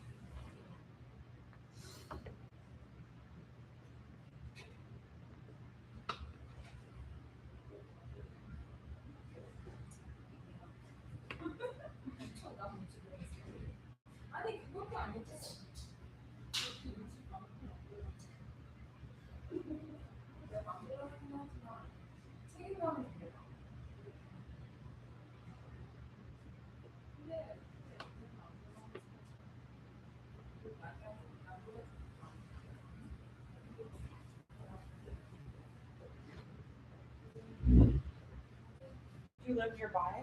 So I am currently literally living out of suitcases, Airbnbs. Tomorrow I'm moving to another place, which is in Sunset Park. I love Sunset Park. You've lived there? No, they have the best food though. You need to go to a place called Hainan Chicken Rice. Okay. Or do you eat meat? Oh yeah, yeah. Okay, okay. I grew up a vegetarian, and then I met a friend here, the one I'm talking about, and I turned non-vegetarian, and that's another best decision of my life. My 2-3 best decisions: stuck to not having kids and turn non-vegetarian. I love that. Because we got to, like, he's my travel buddy, so we landed up traveling. So I've seen about 20 countries in the last 22 years, Oh wow. and food completely alters your perspective about culture and society. It's just incredible. I have a friend who's vegetarian, but when she travels, she doesn't. She eats meat. Okay. Like she's vegetarian at home, but when she travels, she's like, you know what? This is such a huge part of where I'm visiting that Yes. to not eat their food would be. So, like, basically, a daily lifestyle is vegetarian, but when she's traveling, she puts on the explorer DNA. Yes, exactly. Yeah, which is fine. So for me, I mean, it has opened my eyes to like a whole new way of thinking because I became a non-vegetarian. Especially because I grew up around in a very orthodox environment. Like while they like my family was vegetarian out of like whatever religion and all that crap. I was never religious, but just out of habit. Yeah. Like, whatever is there. And then to have turned, it's just what about you? I'm not vegetarian. No, I eat all foods. Do you have a favorite cuisine? Um, Like, do you crave a favorite cuisine? Probably the thing I get the most is hand-pulled spicy noodles. Oh, okay. That's what I get near my apartment. Okay. Where do you live? I live in the Upper West Side, but I used to live in Brooklyn. Where in Upper West Side? 72nd, near 72nd. I have lived on 56th and 9th, 75th and Riverside Boulevard, and then 63rd and Riverside, pretty much for 19 years. I love it. I love that area. It's It's incredible. gorgeous. So the best part about that area is like you feel like you're in a suburb, and 5 minutes you're in a crazy area. I know. You get the peace. Yes, and the crazy New York, Manhattan. No, exactly. It's like the best. Yeah. And also just like transportation wise, like where I used to live in Brooklyn, everywhere would take me an hour and a half to get to. That's true. And you must be close to the 72nd and Broadway. Yes, exactly. So Yeah. I just like take the train to school. Yeah. From there to Columbia is very, very convenient. 15 minutes. Yeah.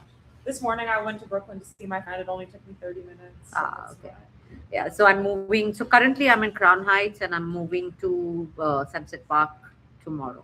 Nice. So I'm there till end of Feb.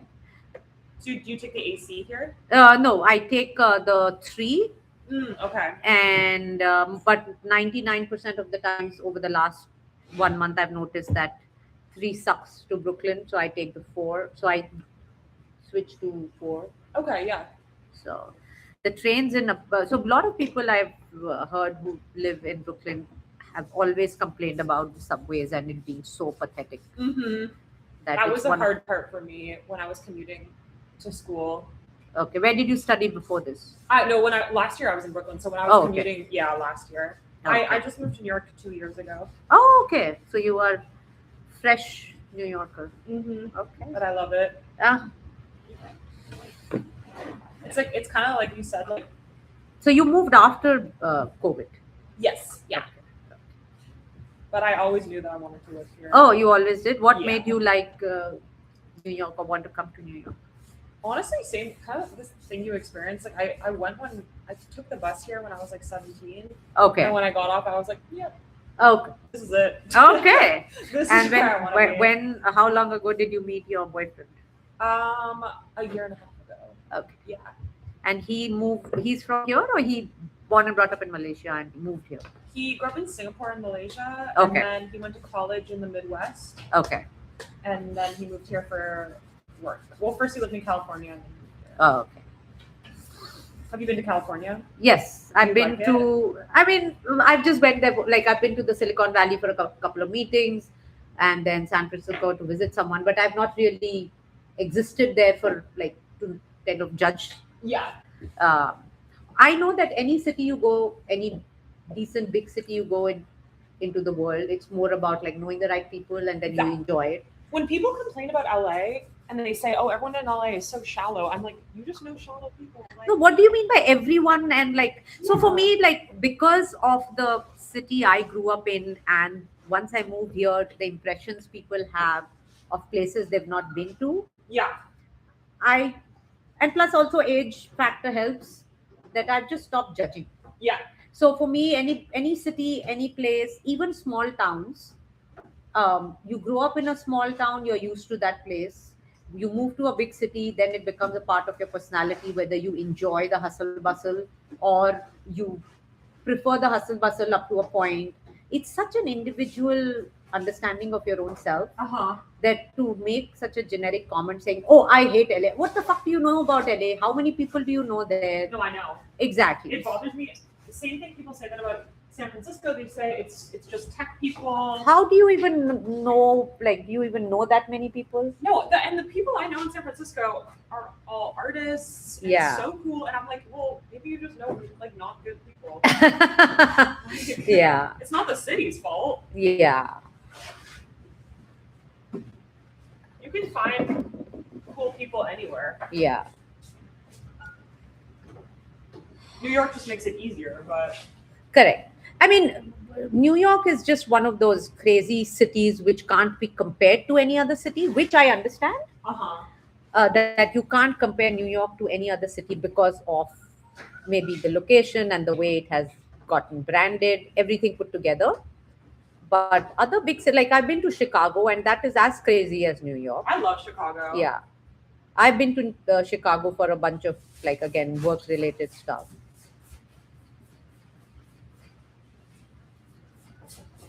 Chicago kind of reminds me of Canada, to be honest. Yeah, which city? Yeah, it reminds me of Toronto. Oh, I've been to Toronto for the Toronto Film Festival. So I was Oh, working. yeah. I was working on a movie project. So I was representing that movie as a marketing representative. Oh, awesome. So I went there in 2003.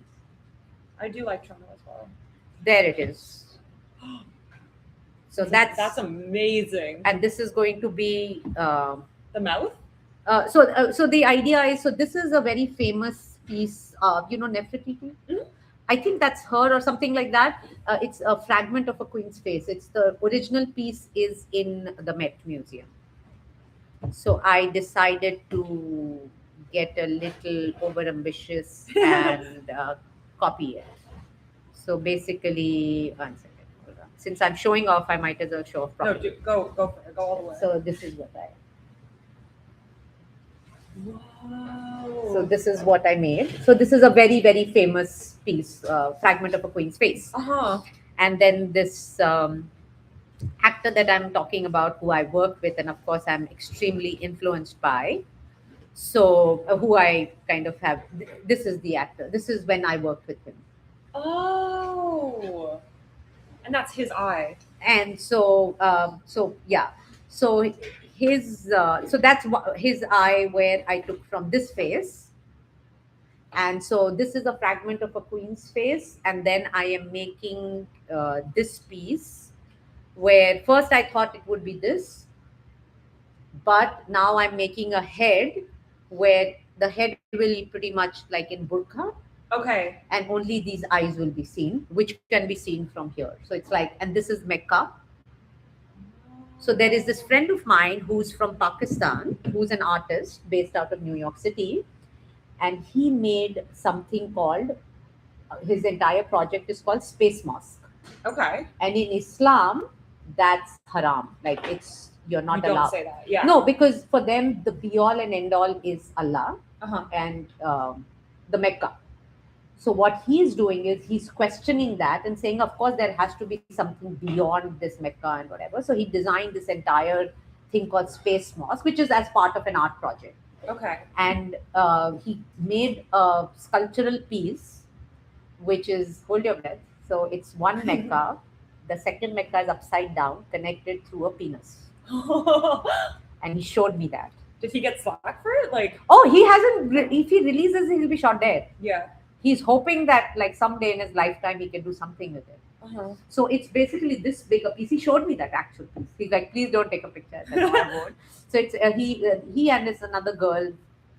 She also studied in Parsons, so they kind of are very, very like out there modern artists. So, and then this actor is a Muslim actor. So you see those action figures there. Yeah. So Are those he yours? took, yes, that entire set is everything is mine. That is amazing. Thank you. So the three of these actors, their surname is Khan, Khan. and they turned 60 this year. So it's Khans at 60, and they're Muslim actors in India, and obviously the whole right-wing crap, like the questioning of what is democracy and everything. So that's the piece, and the entire pieces that they all are inside these gold cages, which is part of the piece, which are made already. And then that crockery set is Darwin versus the animal kingdom. So the silhouette monkeys across the sunset are watching these animals, cowboys. Like Hinduism is based on bestiality. I don't Okay. know how much you know about Hinduism. I don't know a ton about Hinduism. So Hinduism believes in afterlife, and the life is a circle, and you're born as different things and stuff like that. Like after you die, you reincarnate and stuff like that. So Okay. the life is a whole cycle and everything. And so there is like, if you notice, if you read up on Hinduism, you'll see a lot of these gods, because Hinduism has like billions of gods. Yes. Okay. And so a lot of these gods used to have these animals which were their pals and confidants, and they used to ride animals and stuff like that. So Game of Okay. Thrones dragon that you see, or the Avatar movie, pretty much it's all based on Hinduism. Okay. So that's kind of my crockery set, and my entire brand is Threesome Ceramics, which is basically a society obsessed with couples celebrate third wheel friendships. Oh. So all of that is a set of three. Like, so my cups are set of three, my bowls are set of three, plates are set of three. And so this Khan's also technically like three of them. They are three of the most popular. Like your boyfriend will probably know them. I love the monkeys.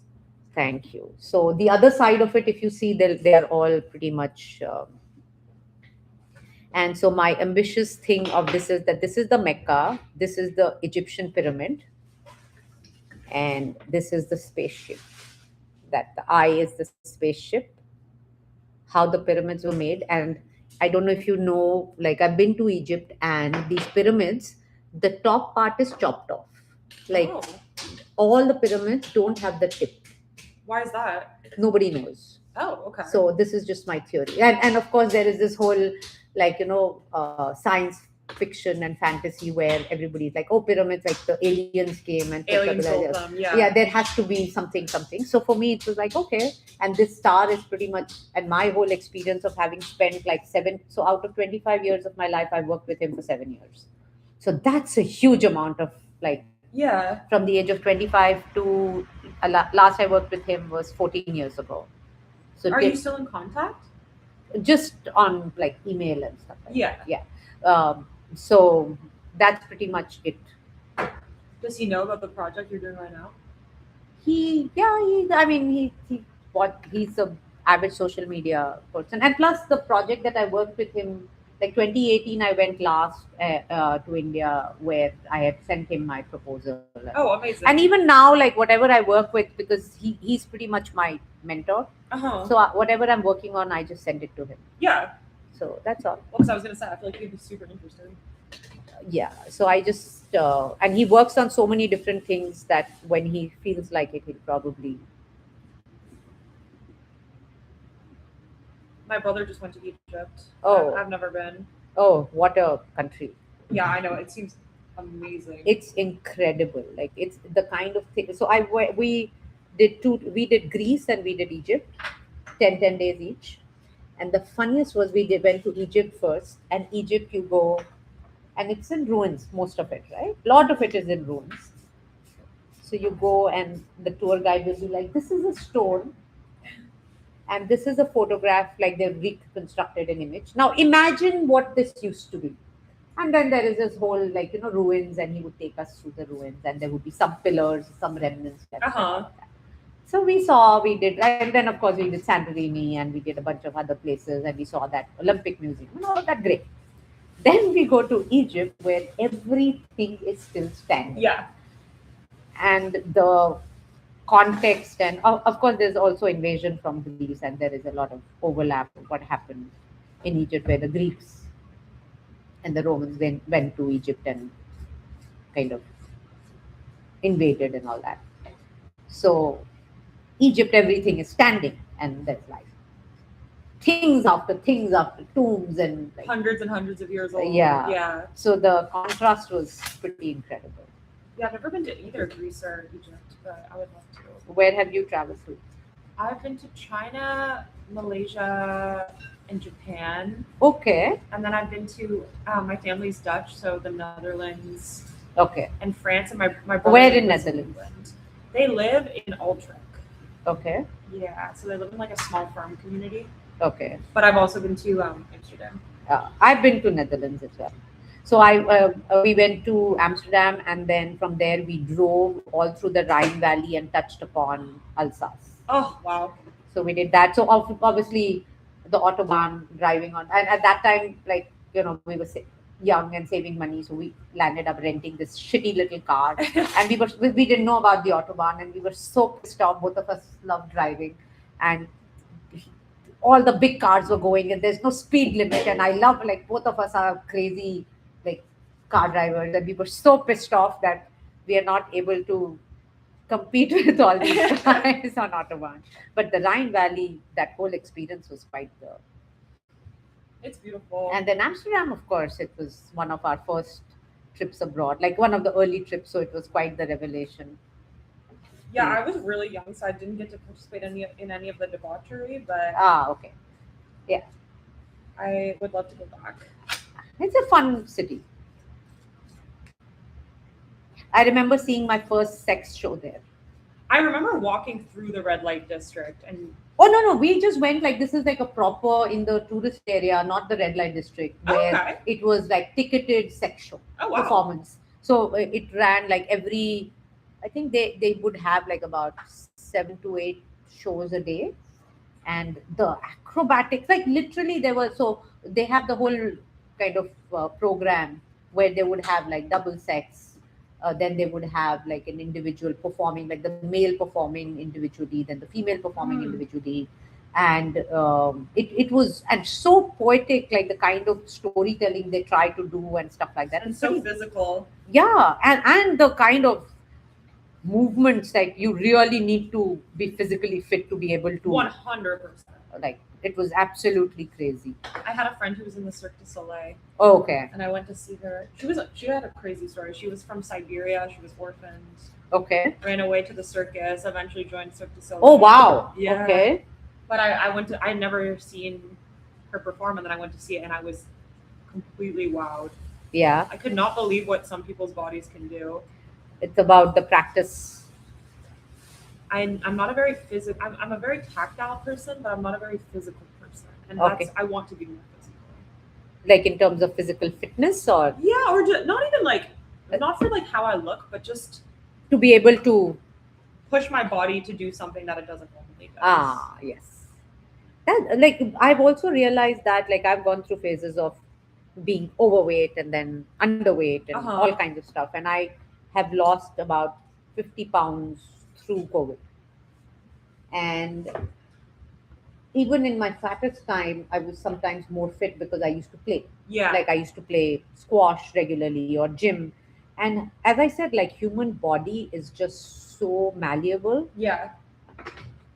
It's so easy to retrain ourselves in every which way. I just think that we have completely fucked up the entire use of us, Mm-hmm. like, use of us as a species. And we just feel so disconnected from our bodies. I feel. I Yeah. feel like most people are just avoiding. Yeah. How they feel physically, and Yeah. Have you heard of the Stanford experiment? oh yeah, Do you have opinion about it? the Stanford prison experiment. No, the societal experiment. Oh no. That we literally, like, this entire thing of HIPAA and all of this is bullshit, right? They pretty much just test every DNA. Oh, I mean, I believe that.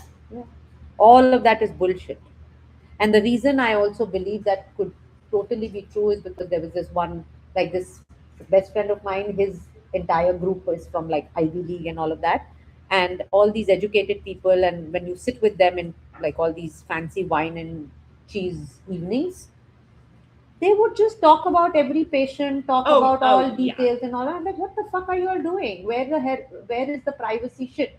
The worst is therapists. Yeah. Therapists will tell you Everything. everything. Yeah. So this ideology of privacy doesn't exist.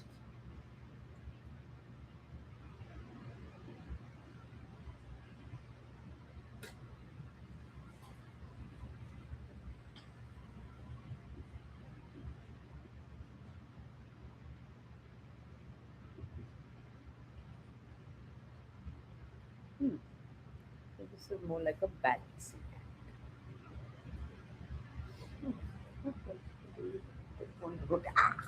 Do you always do hand building? No, I so that's all thrown. My entire talking stick is thrown. Oh, amazing.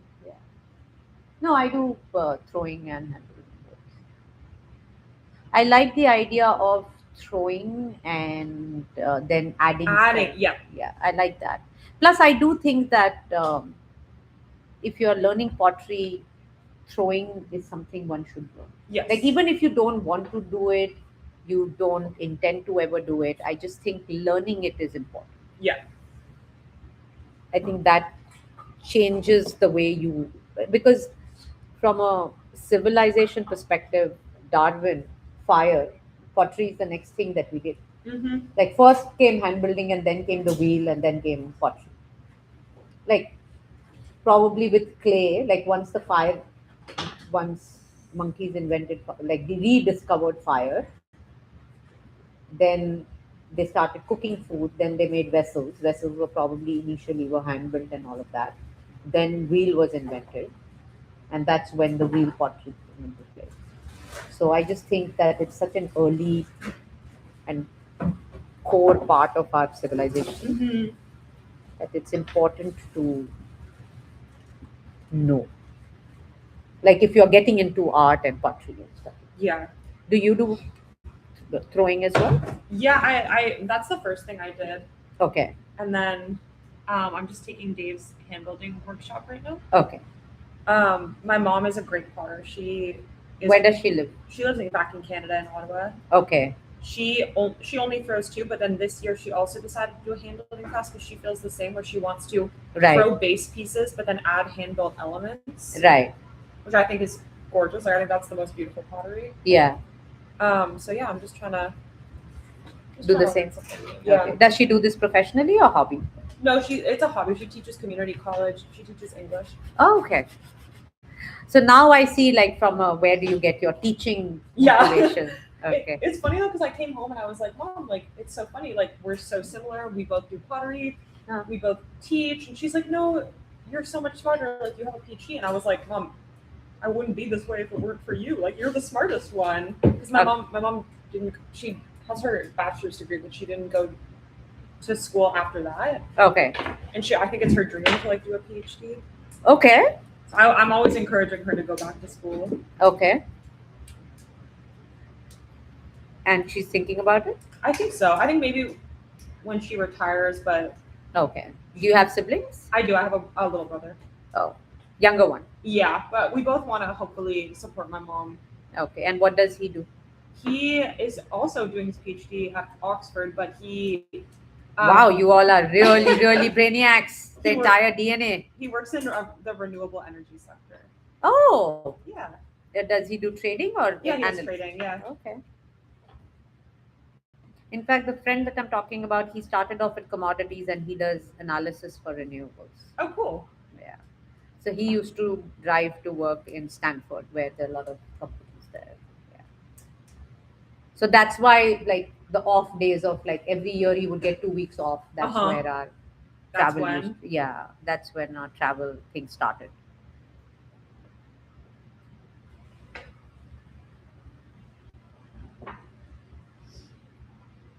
How often do you go back to India?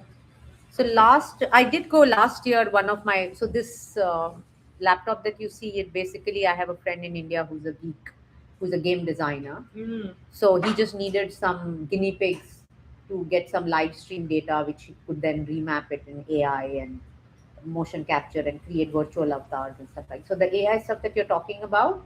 So I was like, so you're literally making an AI avatar out of me? He's like, yeah, pretty much. So there are a bunch of artists all over the world who are his guinea pigs. Okay. So he wanted me to kind of activate something and go to a bunch of countries and take some data. And so I just did that last year. So I was there from May to August. Oh, nice. Before that, I went in 2018 again for some project, like, and that's pretty much it. Like for me, mostly I would go back to India. When my mom was alive, I used to go visit her. Mhm. I do have cousins and all, but for me, like, the motivation is always pretty much work. Yeah, an opportunity, like an interesting opportunity. Yeah. Like I love the idea of just, like, given the kind of choices I've made in life, I just love the idea of being an explorer. Like I literally have an explorer DNA, and I would love to just. So that's why this year I've kind of chosen, like, when I came back, and of course I blew up all my money. That's another, like, I worked on a project and I lost it all. Mm. So that's another problem if you are this much of a, like, kind of, explorer brain that you don't understand mid ground. Yeah. Extremities. Yeah, extremities, which is You live fine. in You make a extremes. choice. Yeah. Yeah. Like if I don't experience extremities, who will? Yeah. So I chose to, because committing to an 11-month lease and all of that, the affordability and also commitment is the biggest thing. So I've chosen to live month to month. So I'm also experiencing that aspect, which is pretty much like almost like a consultant kind of a lifestyle where you keep moving from place to place. Mm-hmm. So if everything goes well, I hope to kind of get some residencies and uh, grants and stuff like that and get to travel. That would be amazing. Yeah, so I'm hoping. So we'll see. So Are you a to- writer? Do you ever write? I am a writer, but like I haven't published anything. I write a lot, but I haven't published anything. I have directed a feature film and written Oh wow. in New York City. Like it was pretty much like Sex and the City for Indian men. I love that. This was in 2010. So, what did you think of China? I went when I was 17, so it was 10 years ago. Ah, okay. I really liked it. Okay. I stayed in rural areas, so Okay. um You stayed in rural areas. semi-rural, like Guangzhou. I went to Guangzhou.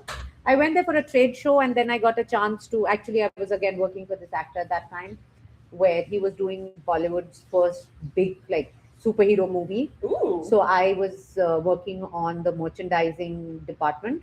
So I got a chance to go to this Dongguan area from Hong Kong. It's about 3 or 4 hour drive, where I got to go to really rural factory areas of China. Mm. Got to tour them, and one of the most fun part was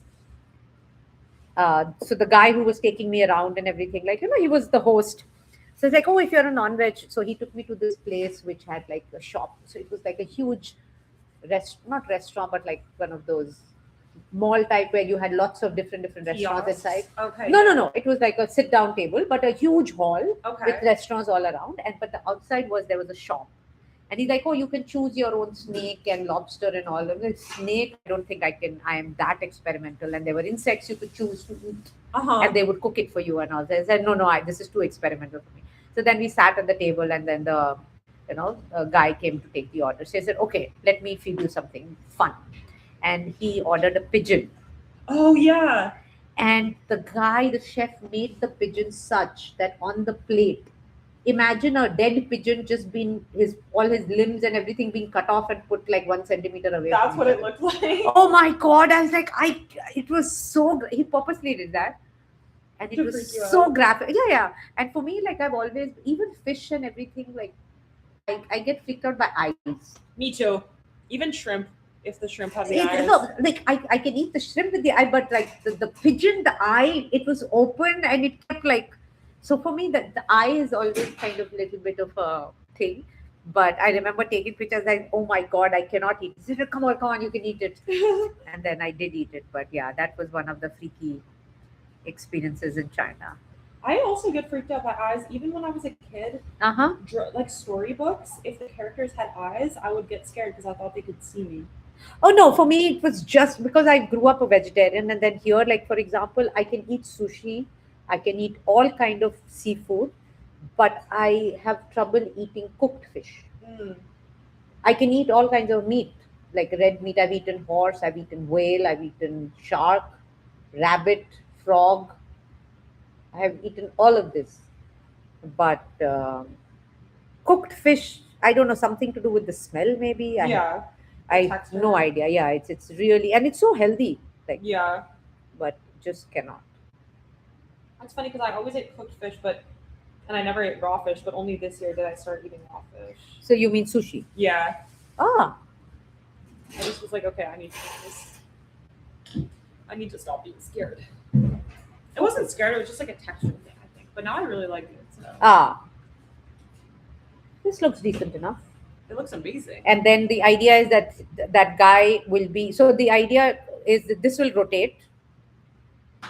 It will rotate, and then this, and then that other one will be almost like as if he's bandaged all around with a burqa, and they'll be on the two sides, and we can put them inside. Like the eyes can be seen and her lips can be seen, one of the two. So from a storytelling perspective. So this basically I am challenging that this is the pyramid and this is the spaceship. The spaceship came, put the pyramid, took the tip off, and went away. And went away. Yeah, and there it is. And I use my hand as part of the storytelling. This is part of my car accident when I was in school. So I just this. So I just use this as a, so there's a very famous. It's very freaky. You'll get freaked out. So there is a very famous character in Indian mythology, Okay. and he was known to be this amazing artist in archery and stuff like that. And his teacher was a racist piece of shit Mm-hmm. who favored the Ivy Leaguer trust fund child and wouldn't teach the kid. This kid who was so good and he was so skillful. Uh huh. And so, out of jealousy, he asked this kid to cut off his thumb and give him, and the kid gave. Yet he beat that trust fund kid. Even with the Yeah, difficulty. yeah. So, and plus, even like you've heard of Taj Mahal, right? Uh huh. So, even there is a story about Taj Mahal that asshole king got the, what do you call, um, Taj Mahal made, and then once he got it made, he got the designer, like the guy who constructed it, to cut off his hand and give it. Because he was too talented. Yeah, or some crap like that. That so Mhm. that he doesn't build it for anybody else. Oh, okay, yeah. Yeah, some crap like So that. it's 101. Yeah, yeah. So I was like, yeah. So for me, when the accident happened, so it because of the entire like conservative place that I grew up in, there was this thing. Oh my God, her hand is like Like that. Eklavya is the name of the character. So what were people saying? It was like a cosmic force because you were too talented.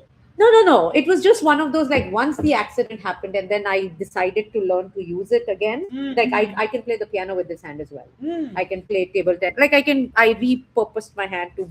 So it was just a fun. No, no, no. My life has nothing to do with the hand, but it was just one of those like the aunts and uncles of families who are annoying, Yeah. who have nothing better to do, And tease you. and then they just keep talking about like shit. Yeah, they love to gossip. Yeah. So that was like a big thing after that. Okay. So I did. So even that piece that you see, the snake with the hand. Oh yeah, it's called the hand. Yeah. Yeah. So I just use my hand as a part of my character now. Art. Given that at 52 finding a tech job, I was like, okay, let me become an AI then. Given my friend is already doing freaky like shit with all my streams. What does he do? So he is designing like a Fortnite kind of like AI game. Okay. So all the stuff like, so for example, this I am streaming, right? Uh-huh. So he is getting the live stream via YouTube and is remapping it in a 3D environment. Roblox and Yeah. Fortnite and GT and all of that. So he has a small VFX studio. Is it like Minecraft? Yeah, some shit like that. So he's doing like it's a little beyond my understanding. So he's doing something like that. Okay. That's cool. That's pretty much my lottery ticket. If he launches and makes some money, then I'll get something. Oh, awesome. Yeah. Does he know when he wants to launch? This is one thing he keeps failing. Like he's successful at a whole bunch of other things, but this is one area. Like he's got a couple of other businesses and stuff like that, but this is one area where he and I have been working for. Like we keep coming together, we do something and it fails, and then we again try to do something Ah, together. I see. Yeah, one of those jinxed. Like sometimes You're just hitting a lot of roadblocks. yeah. So this is one of our failed nth time. Hopefully this time we will succeed. Like, and he's a busy man, so he does a whole bunch of other things. But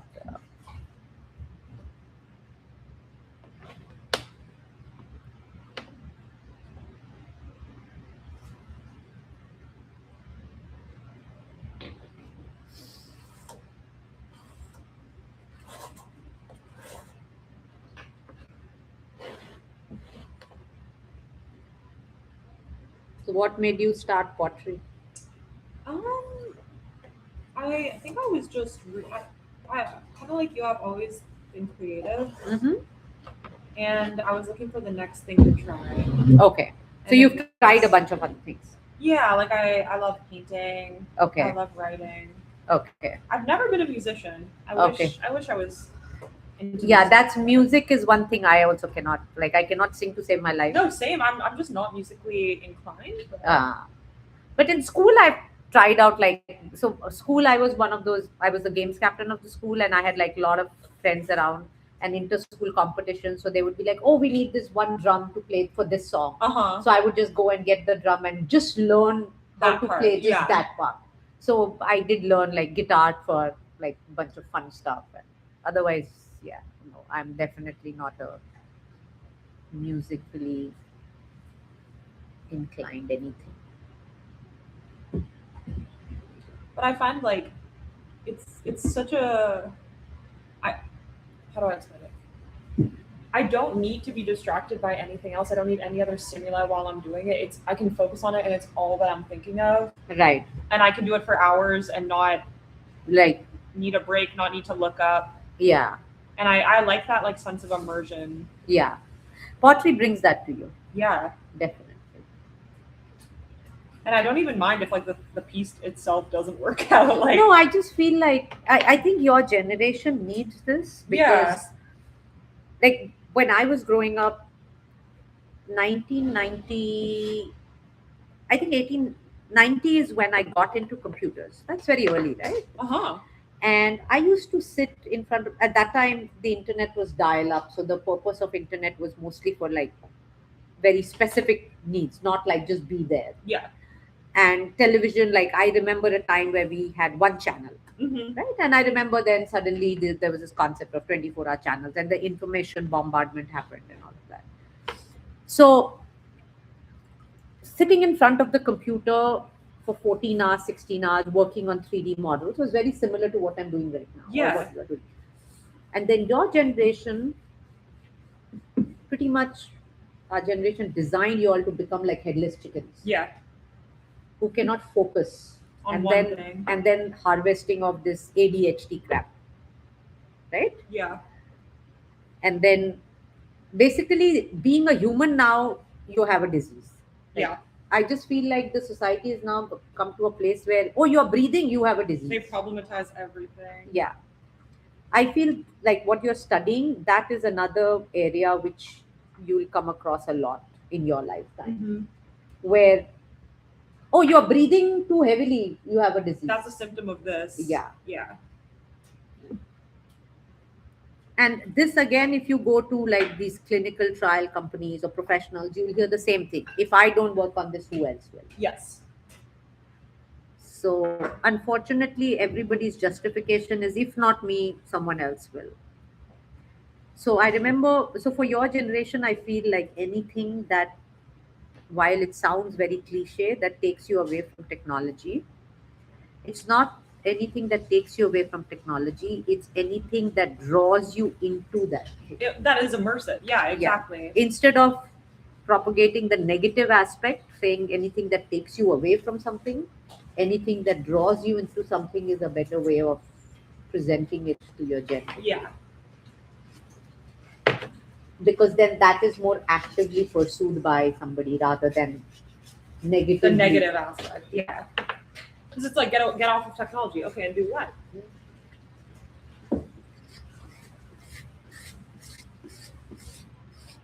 Also, like for example, everything that is silo based, US, right? You go to any town, there is the same supermarket, there is the same coffee store, there is the same crockery, there is the same mattress, there is like the entire art industry, as you said, right? Like art becoming currency, becoming retail, real estate, everything has already happened. Yeah. So we are back to the same cycle of what will humans do when machines do everything. So if you make art, if everybody makes art, what will that art be used for? Where is that? That's what's going to happen. So a pottery barn is not needed, Uh-huh. because if every school is teaching this and every school is teaching that and every school is making furniture, then the entire societal design has to also change. Then. Yeah.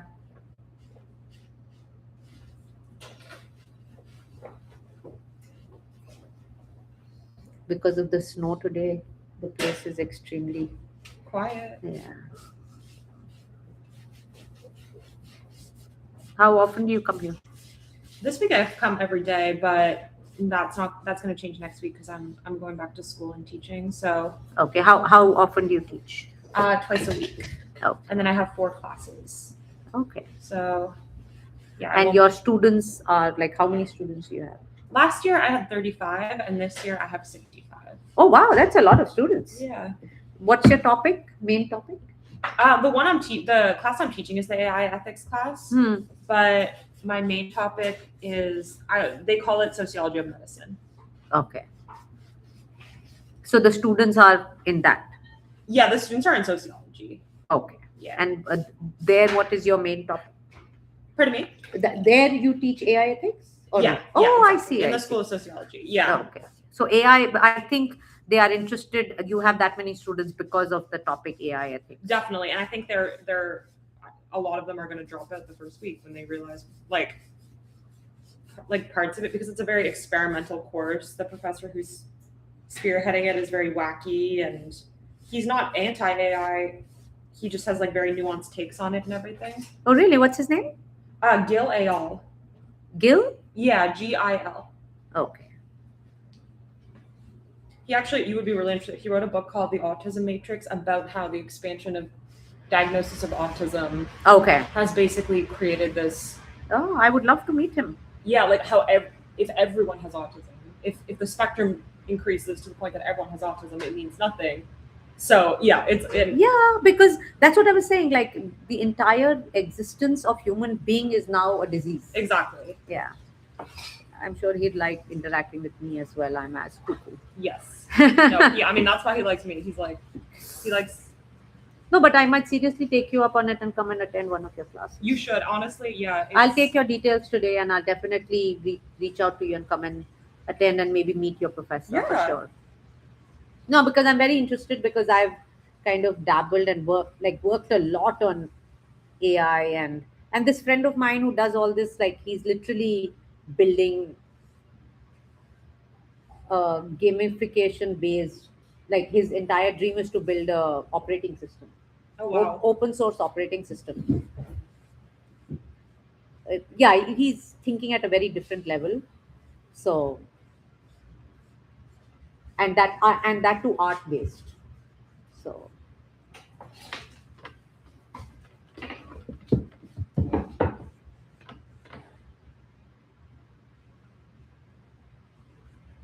is this the first time you're taking pottery? No, I took a short class in Brooklyn at a place called Chocolate. Okay. And it was really good. Okay. Like this is definitely the first time being broken. Okay. Oh, so you've taken wheel. Yes. Yeah. Okay. Okay, this looks good.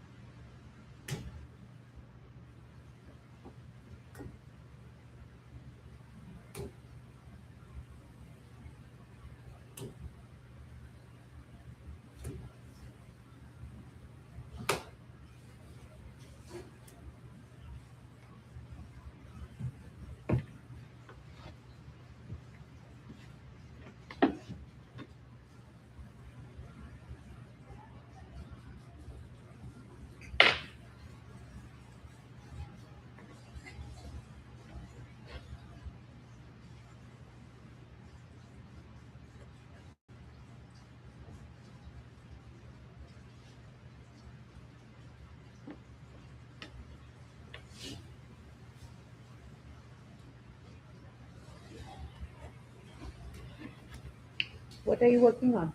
I'm making a butter dish. Ah, okay. For my I'm friend's- assuming for home. for my friend's birthday. Ah, He's a big baker, so he uses a lot of butter. So okay. I thought I'd make her a little dish. Yeah, that's the advantage of doing this as a hobby. Oh my god, I know it's like easy get. Well, not easy, but you know.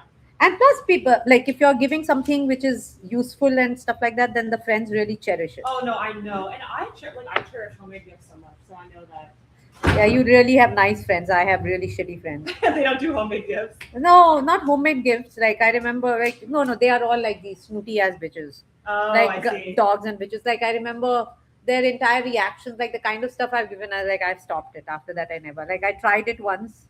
Like I gave them these coffee mugs and I gave them an entire sculpture and all of that, and they realized I was like, okay, I'm probably with the wrong group. Yeah. So I was like, no, I'd rather just make it my career. That's why my mom feels the same about gifting people ceramics. She's like, you have to give it to a very specific person. Like, No, it's a function of the kind of friends and the kind of people they are, whether yeah, they appreciate the hard work that goes into something like this. exactly. And it's not like we give shitty stuff where it can't be used. Yeah. So then there's no point.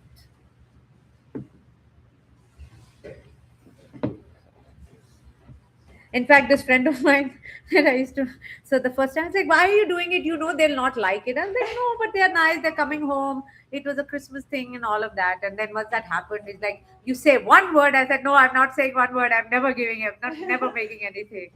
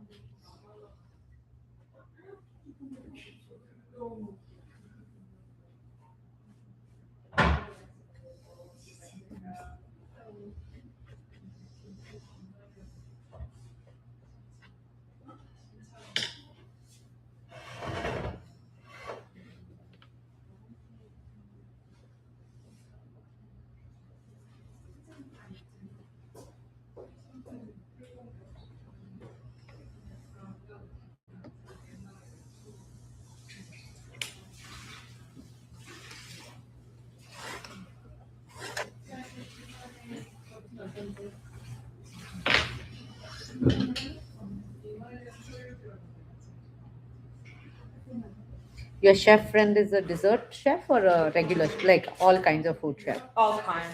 She does freelance like cake orders, but she works as a line cook. So. She works at a, As a line cook, so she does like Oh. regular prep cook. Okay. Yeah. Yeah. Life in the kitchen as a profession is also gruesome. Oh my gosh. Like it's grueling. It's intense physically. Yeah. Growing up, one of my cousins did hotel management, Oh wow. and this is in the 90s. And like I remember, obviously the food she used to make was like, especially the cakes and the pastries, it was incredible. But the training that they have to go through, It's insane. oh my goodness, and the hours and the rotation, it was really crazy. And it's so technically precise. Yeah. Like the hospitality industry, I mean, on one hand, the standards have gone down, but the people who work from bottom up, nothing has changed for them. Yeah. Not nearly enough. Yeah.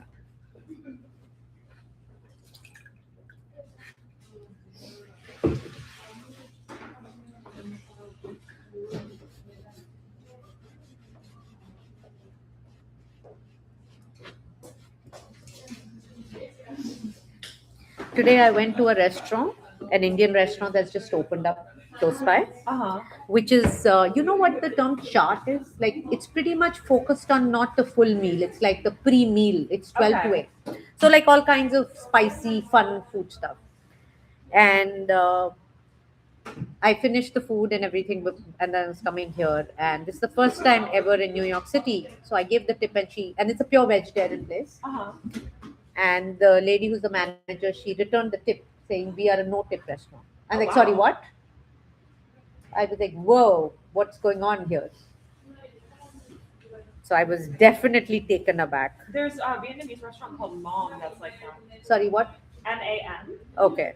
And Yeah. they pay their people a very good living wage and they don't take tips. So I think here also, like the way they came across, especially the photographs and everything, it seemed like feeding people spiritual. Like there seems to be a little more of a art, Okay. spiritual connect. Like what again, Indian is the Indian history and whatever is based on. They come from that school of thought clearly. Okay. But I was quite taken aback because I've also been part in restaurants where They're like, oh, hello, 15% is the norm. You can't just give 10% Yeah. and 11%. I've also been part of that, those kind of restaurants and bars. Yeah. So it was quite the surprise to, That's definitely out of the norm for me. yeah. But good to hear that they clearly, because clearly people who work there must be very happy with the Yeah. pay and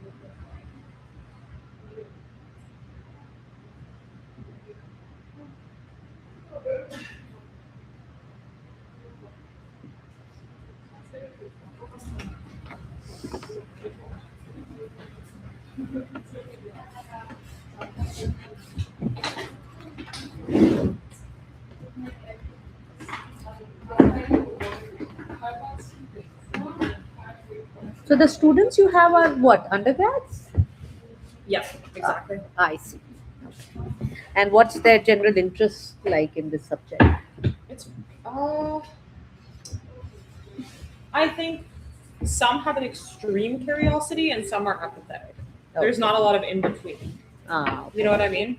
and also, what part of like the fact that the entire generation we were talking about, like the engagement, talking, all of that, does that factor into even schools? I'm assuming it's seeped down into schools where children don't like. And anyway, Absolutely. growing up in a classroom, expecting kids to speak itself is such a intimidating and all of that. And Yeah. with this level of isolation, I'm sure you teachers have a lot more tough like engagement rate with them, right?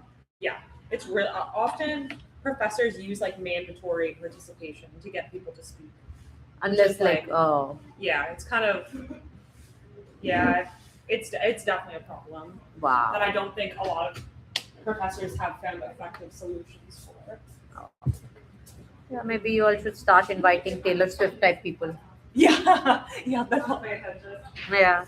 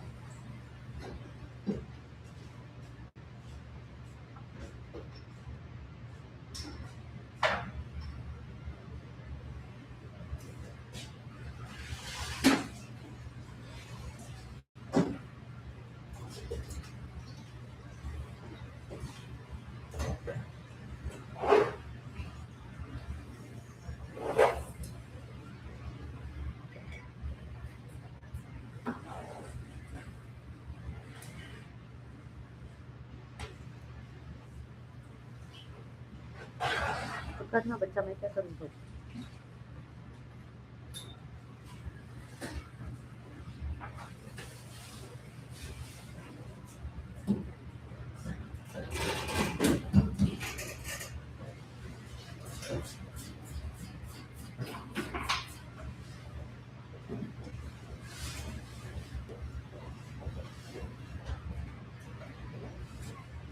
It was really nice to talk to you. Yeah, lovely to talk to you. I'll take your details and I'll Yeah. take you up on that of coming and sitting in your class. I'd love to hear what you have to say. Of course, yeah. And I'll be here tomorrow as well. Here, I can put my. Yeah, just put your name there. Wow! I So love this the is- hand. And it's not so it's basically the physics. It's not connected. It's just sitting on each other. Wow. That so for me the entire thing about how was pyramids built? The spaceship came and sat, like brought it, put it, the tip attached, and it went off. And I should send it to Elon Musk then. Great, There you Carly. go. You prefer SMS or WhatsApp? Either one. No, do you prefer anything? Because I chat with either. SMS. Okay, Yeah. perfect. No, it's just I have both and I chat with people all the time. Okay, awesome. Well, I might see you tomorrow then. I'll see you tomorrow. Carly, right? Yes, Claire. Claire, sorry. Claire. No worries. Claire Corsten. What does Corsten mean? It's Dutch. I don't know what it means though. Okay.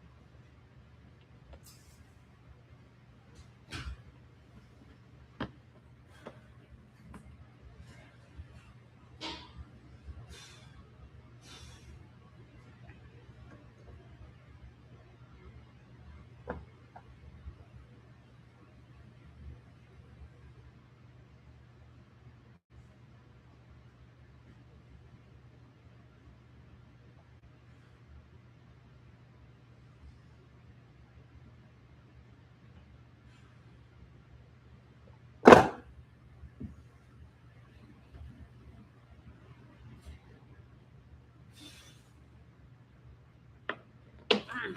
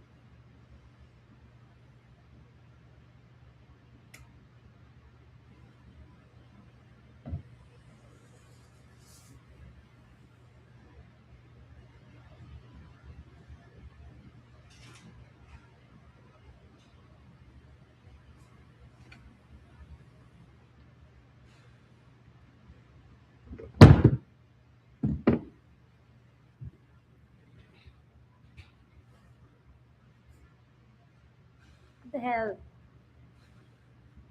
Figure this out. Asshole. Dick. Get the rock. Bitch.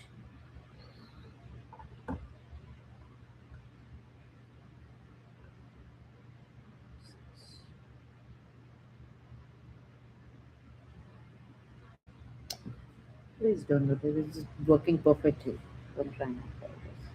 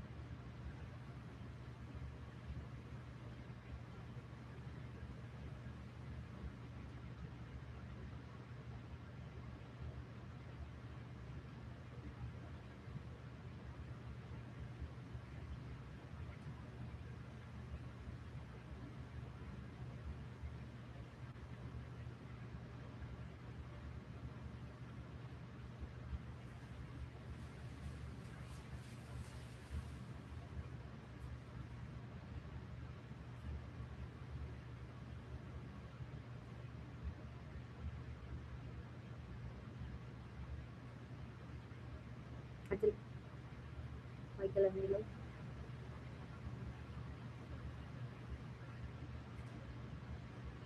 Da Vinci. Okay, now Mr. Van Gogh, Rothko, um, और उसका क्या नाम? Andy वॉर्हल. अच्छा, ये खाली कर. इधर से चालू करें.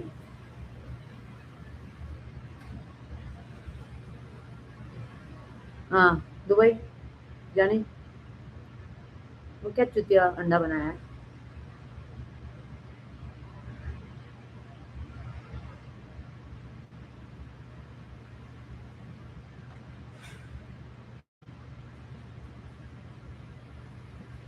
हाँ, मतलब खोल. और कुछ?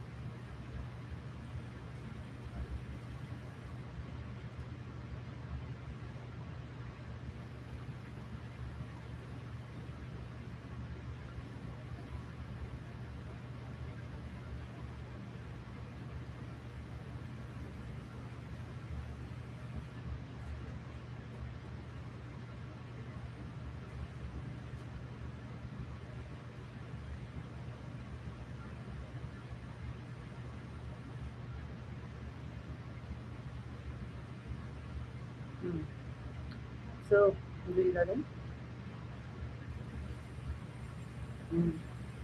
क्या फ्रॉड तमाशा?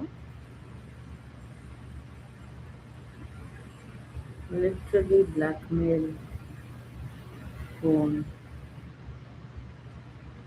सर्वेलेंस हटाने का बेहुदा गिरी वो सब. While your fucking husband has been arrested, assaulted, no, literally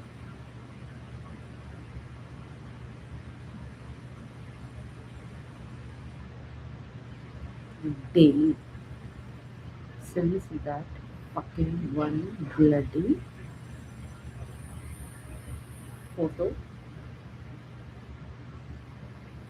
of him being chopped off and traded worse than a fucking meat using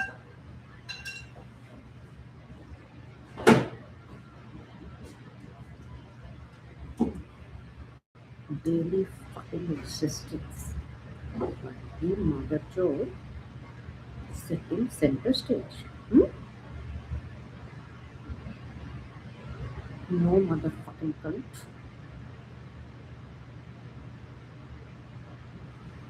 100% KKR day. जो है वो मत है.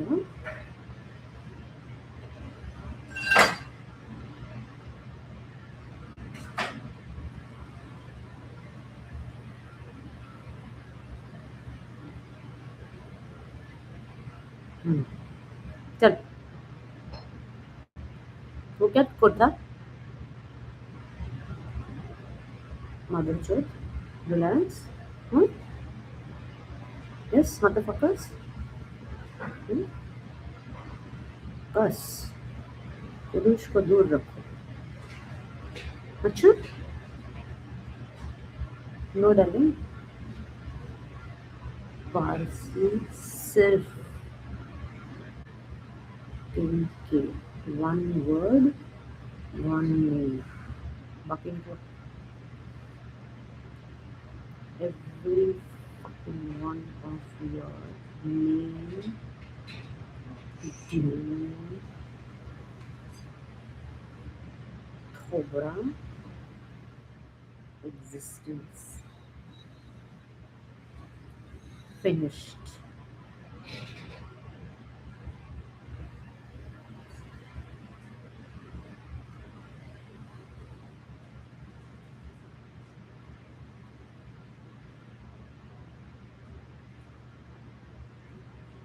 Maru. Cry, cry.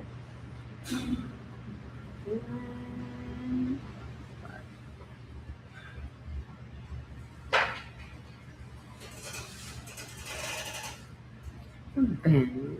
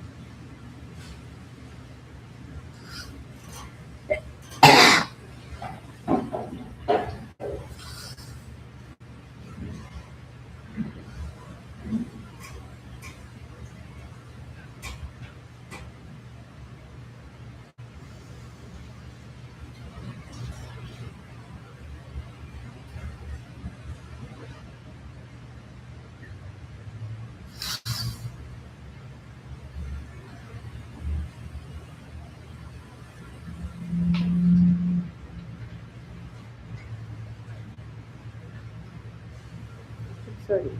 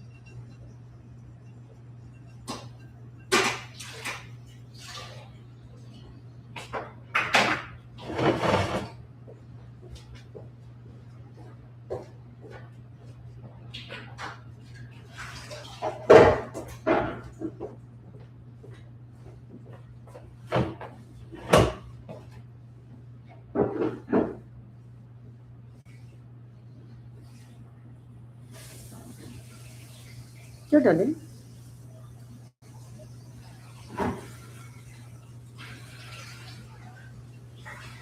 No, darling. People doesn't exist, no? So why you need a frame also? Hmm. Go to Kakam.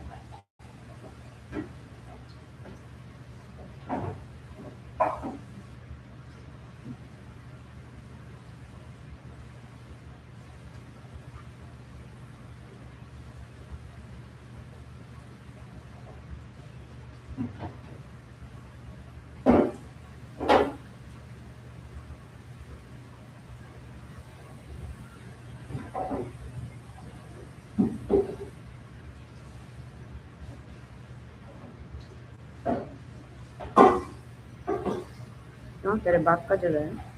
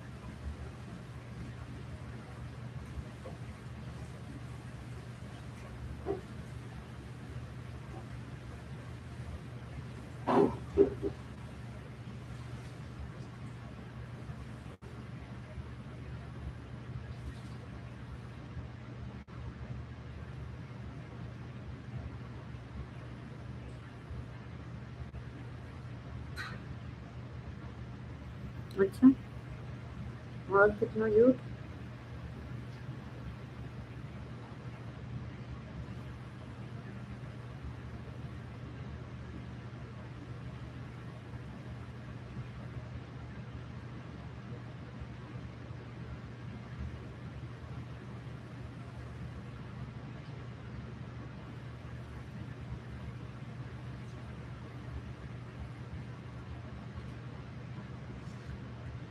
belong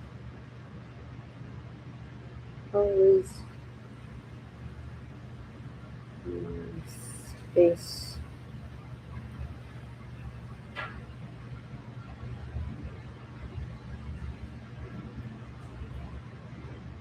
नहीं जाने.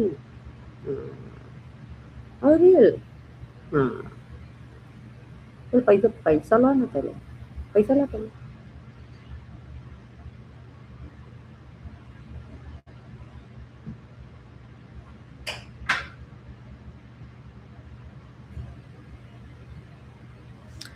Snowboarding सीखा नहीं.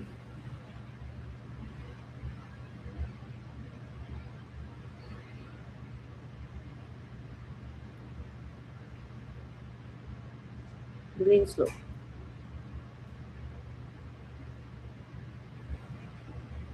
Good बस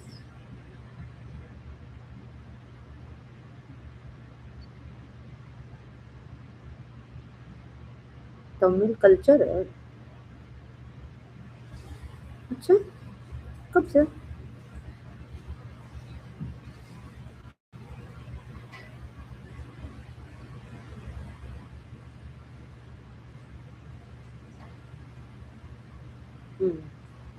So darling what have you and Sanjay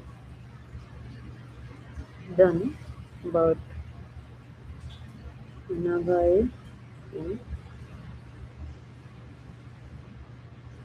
this mixer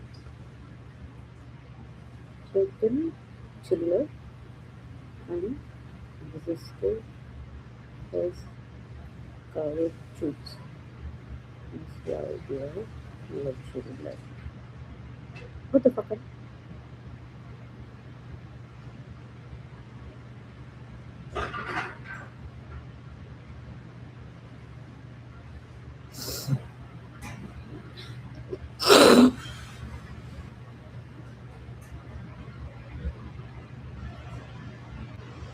Hmm. So it's gonna go one, two, okay.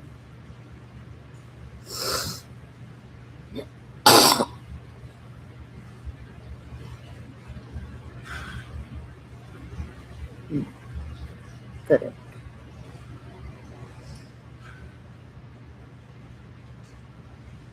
People try to sex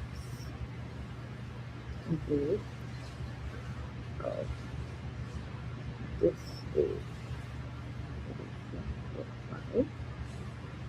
The word is cool. Hmm. Fucking.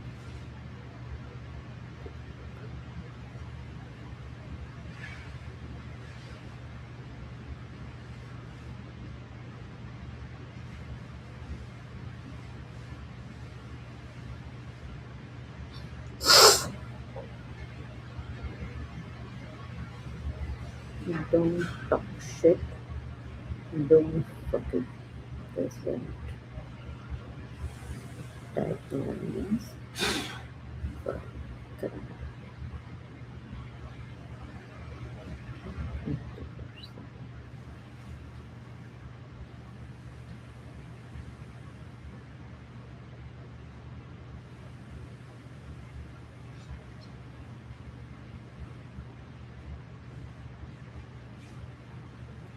Not a joke. You type in writing journal.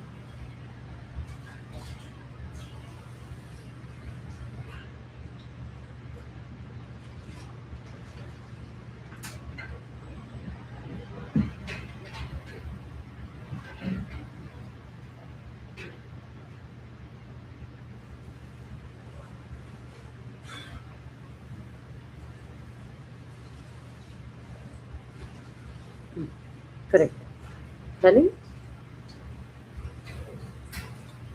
pyramid is a banana. Here we are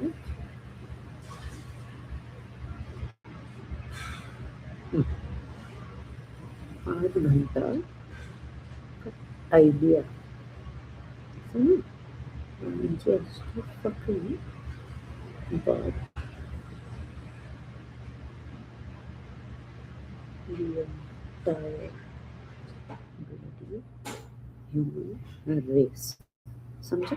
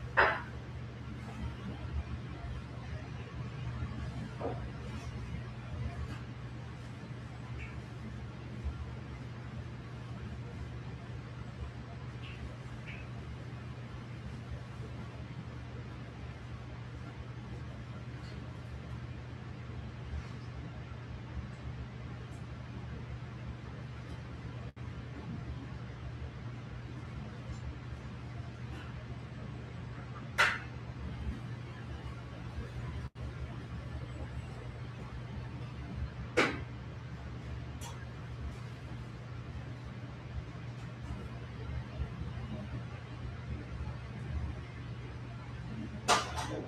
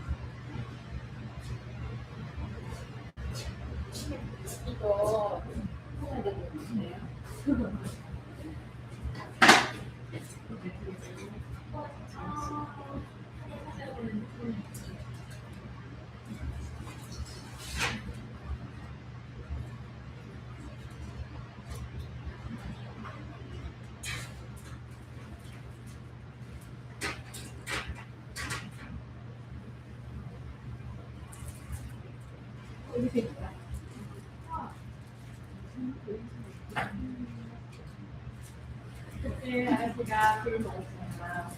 그 친구가 거기 그런데 잠시만요. 노원에서 괜찮아.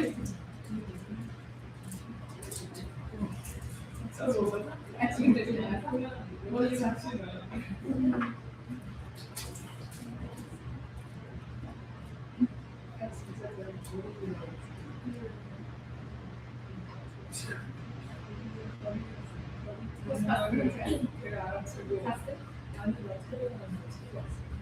나 그걸 냈냐고? 처음으로 들고 나 퇴근하는데 연락 왔어? 거기로? 다른 와서 나올 거 아니야. 그래서 왜? 미스했어? 아니 자기가 마지막 대화를 했는데 들고 그냥 왔어.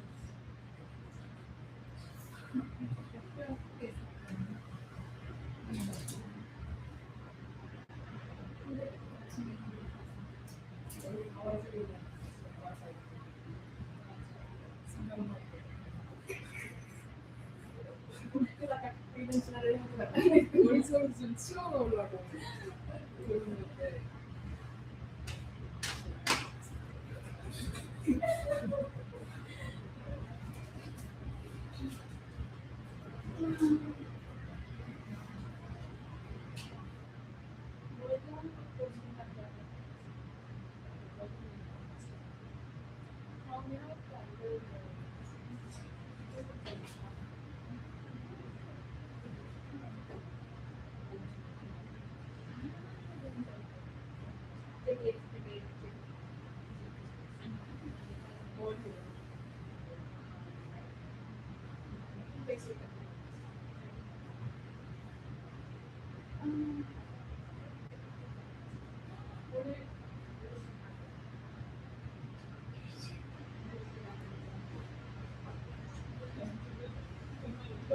내일 열심히 일하는데 여기 일하는 거는 진짜 그렇게 때문에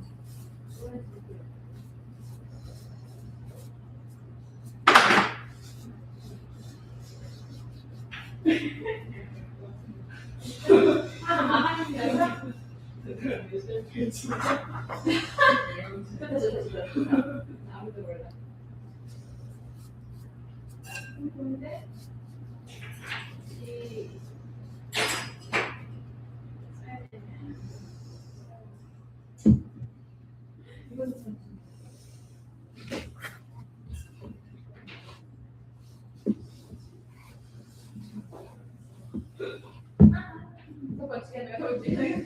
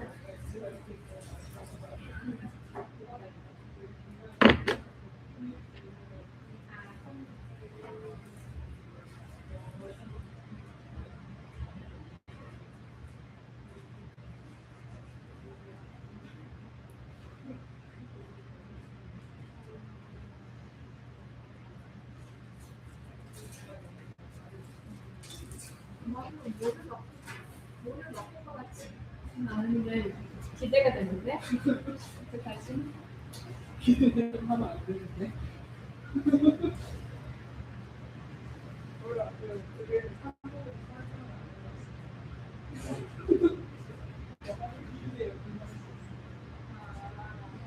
부모님 뭐라 그래? 말할 때? 부모님 항상 뭐라고 했나요? 부모님은 그냥 그거는 그겁니다.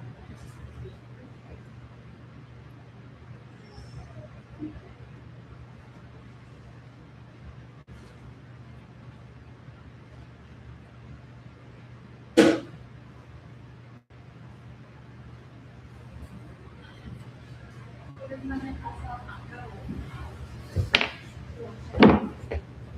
Or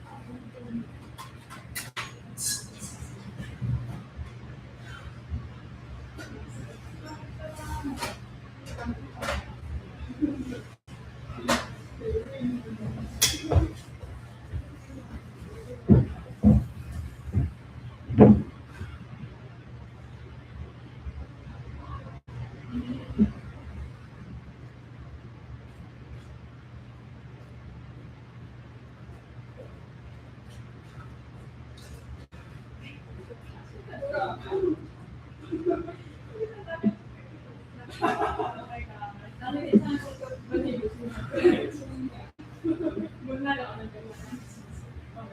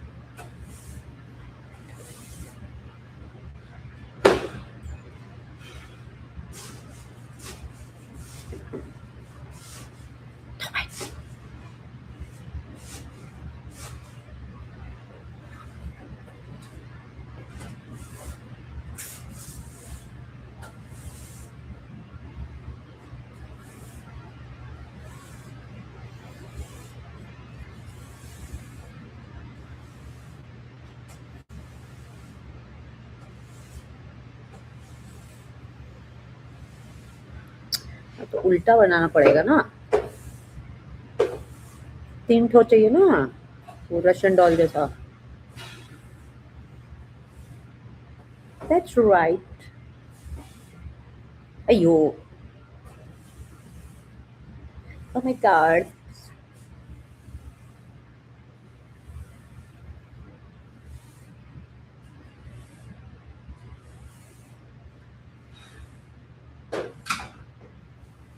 अबे निकलना रे यार.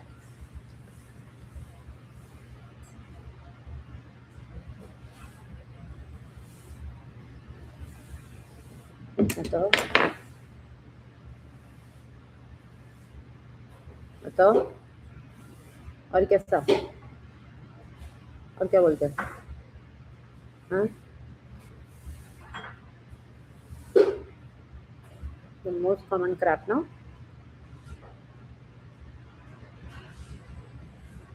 Ah,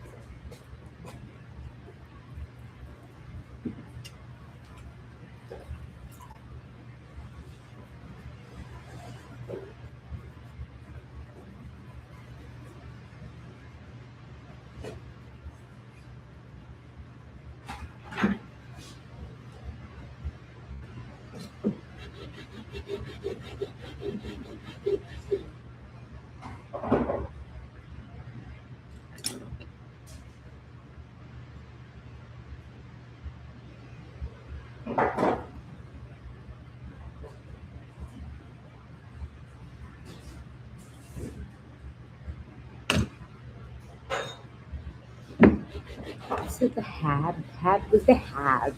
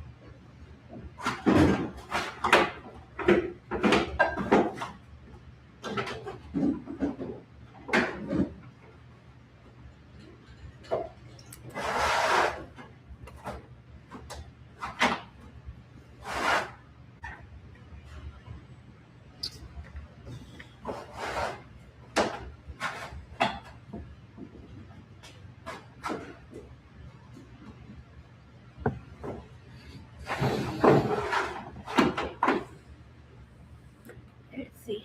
किया तो था but अभी टूट जाएगा ये मत करो.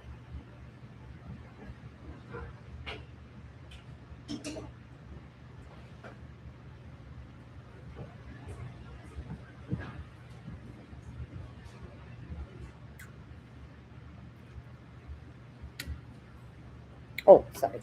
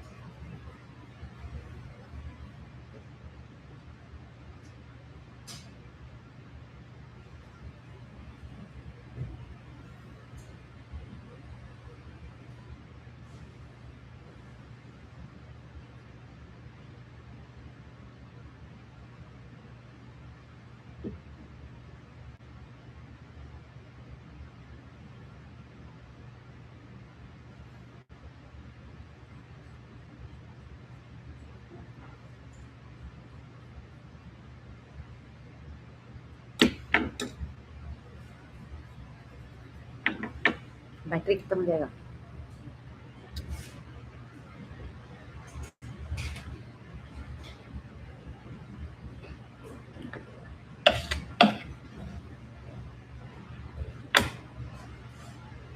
ना लेकिन सबके सामने लेके आना, पार्टी में लेके आना, किसी को पड़ी हुई नहीं है.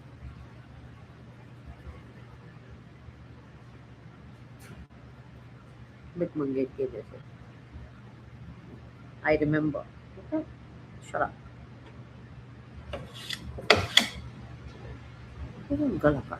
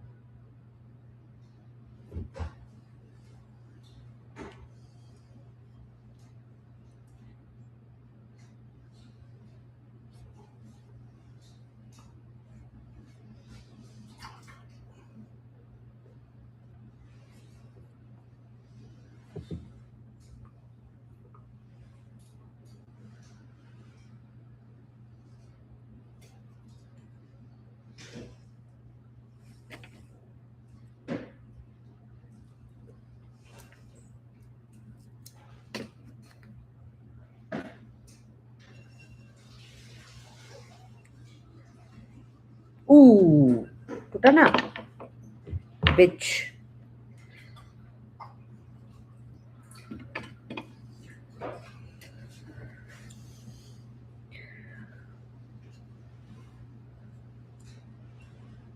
Don't break यार.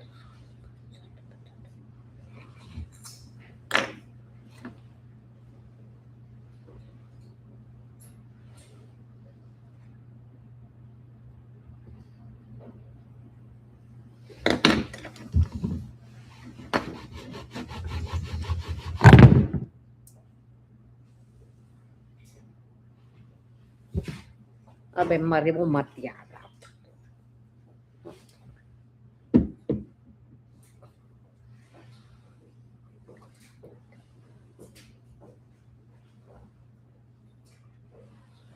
Ooh.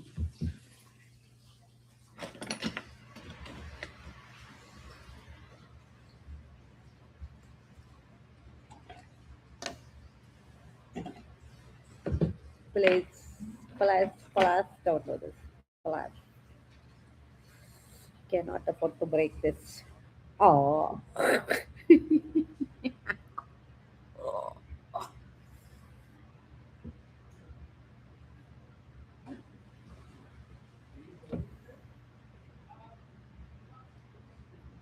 Please, yeah, please, do be not doing that. I mental to say थोड़ा too good to be true यार.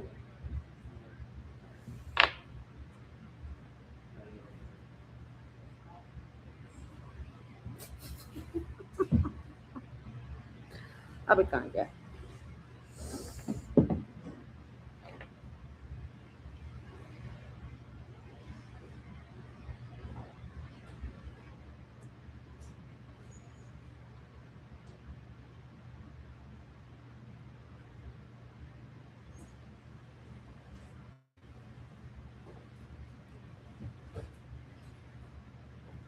निकल यार.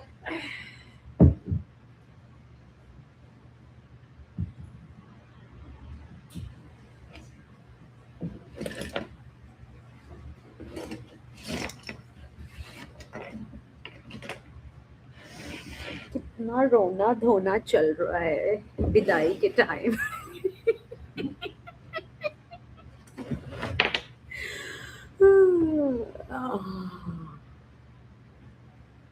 हाँ तो विदाई तो करना पड़ेगा ना. अब वो इंडियन तो रहे नहीं है ना, टेररिस्ट है. क्यों? देशवासियों है ना.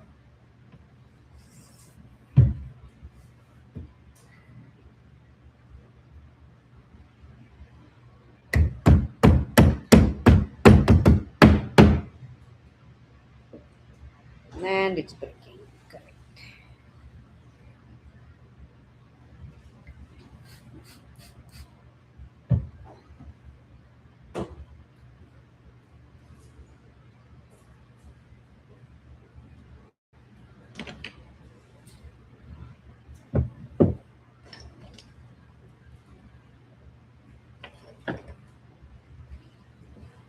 सऊदी भी विदाई हो गई उनकी है ना. सऊदी ने भी परमिशन दे दिया. करेक्ट. अब काहे का परमिशन का मुंह रहा आपका सर. तो खुद के अल्लाह को ही खत्म कर दिया. कर्मा कैसा लगा सबको अपना अपना है ना. स्टोन तो डार्लिंग अभी चालू होएंगे.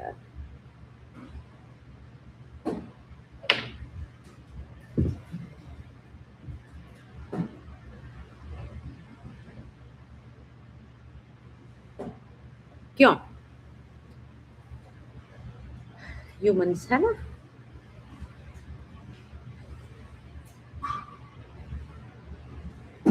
जो यूनेस्को से आपको मिला है बिकॉज कैसा लगा डार्लिंग्स. शेल जो है तमाचा बोलते इसको.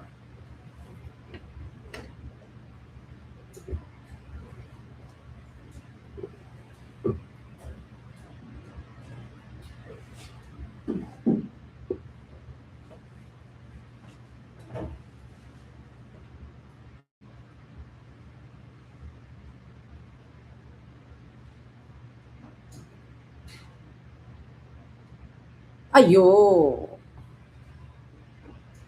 आप तोड़े ना इसको, सिर्फ चुती हो ना आप।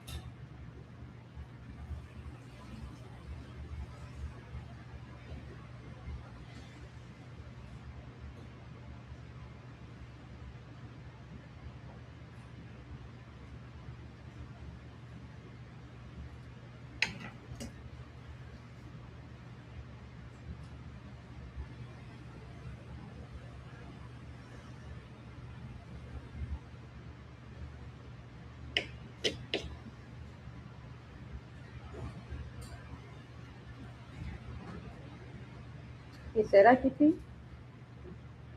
अभी तो बाबू एकदम सुपर स्पीड सोनिक में एकदम एसोल बन रहा है ना? क्या? अच्छा मासी, एक बात बताओ ना।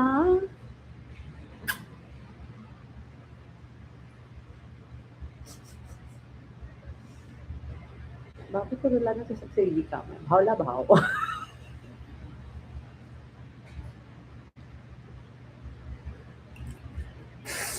ही हेट्स मी। हेट्स मतलब hates.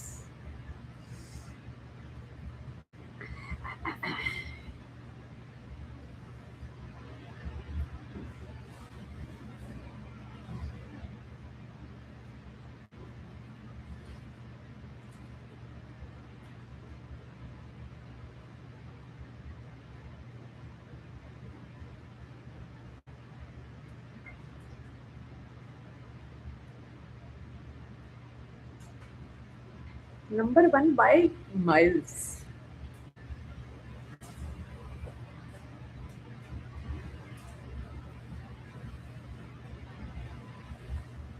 Miles and light years.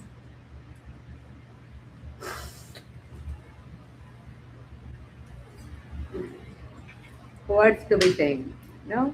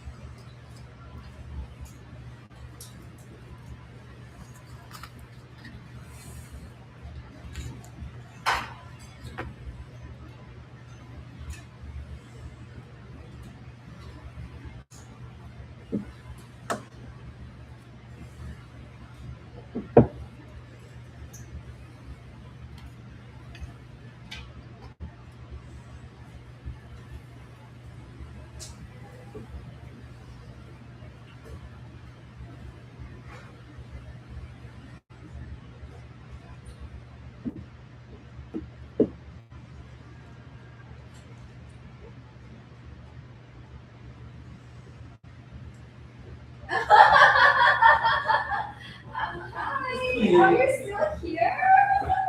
What are you still doing here?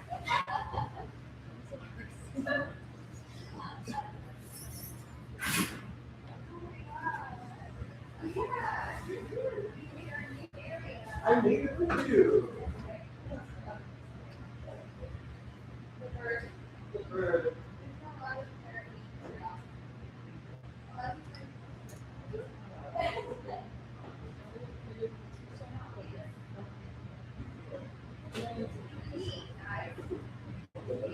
Oh my God.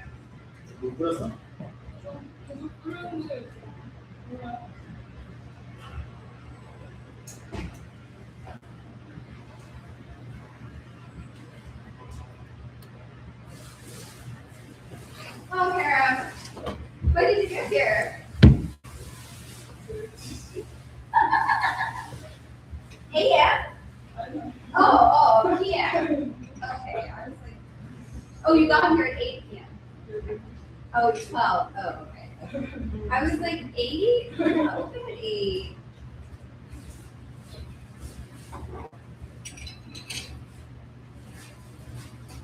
Is it almost done?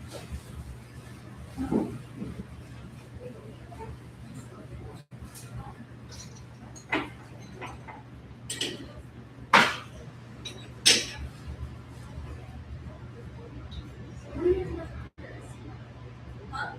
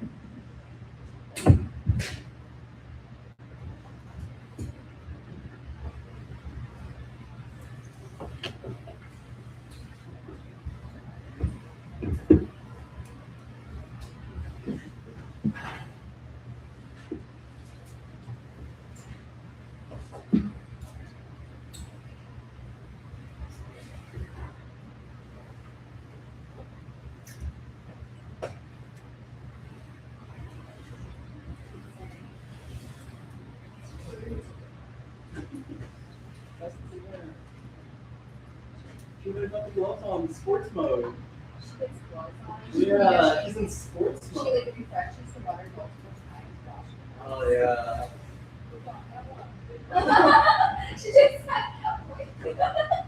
because we never see that. She's just like, guilty. She's like, I was like, oh, how many times do you do this during the pop? Wow. Nick never does that. And he's like, I don't understand why it doesn't look the same.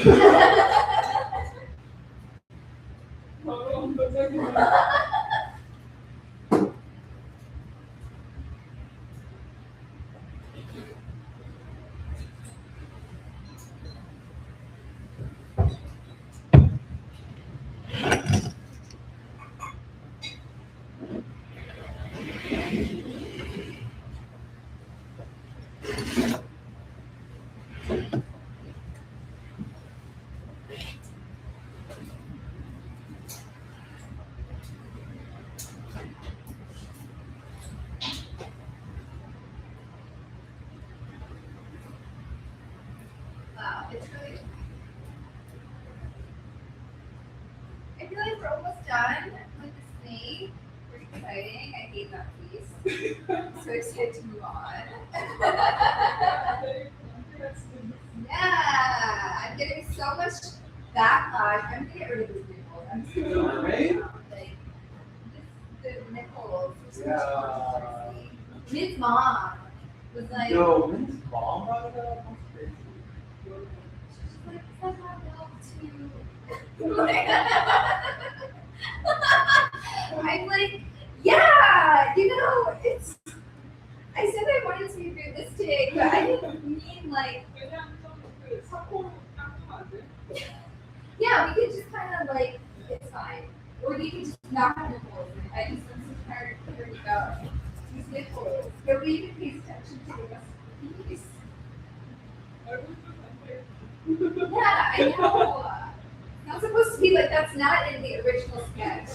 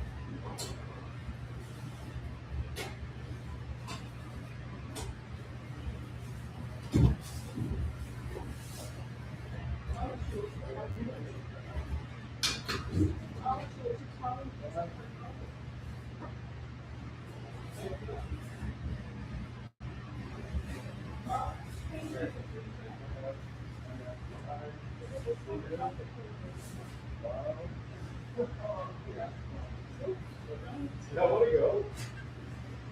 I just want to sleep. I just want to sleep. Okay, you paid $600. You have to go. Oh, that's crazy. I just want to meet him. Shake his hand, you know? They went to the John Britt. They're glazing. Apparently it was, well, Rocky didn't go because it was stuff. But apparently it's awful. I didn't realize I was running asleep. I understand. Yes, you do. Oh, bye. We done? Yeah.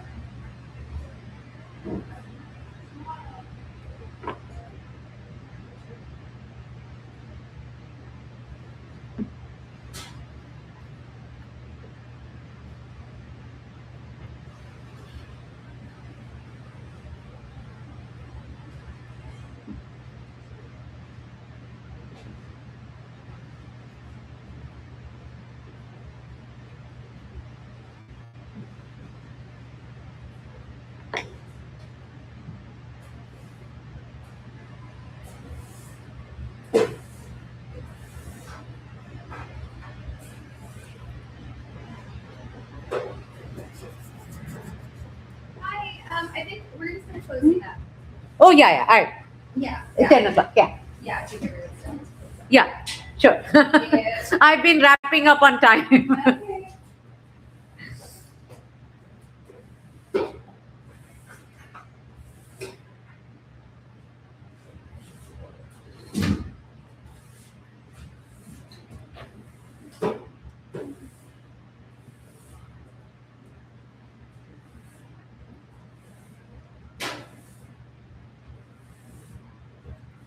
You guys were there till now? Well, I didn't go, but yeah, it ended at 5, and then there was you know that in the what is it, spot, he is also doing the workshop in Cuba. Yeah, I was like dinner. Yeah, I'm like texting you guys, oh, I'm on my way. And he's like, oh, we're here rocking all songs.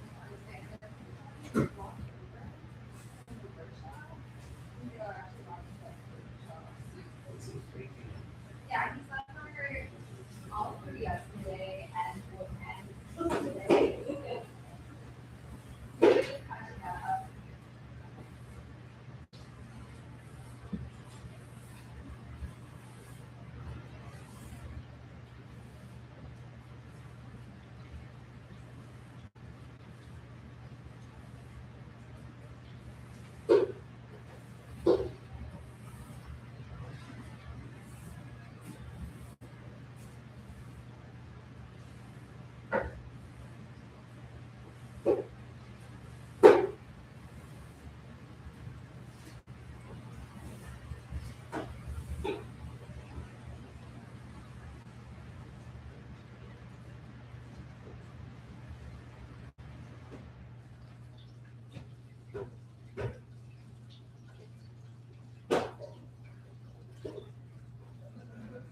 No one else.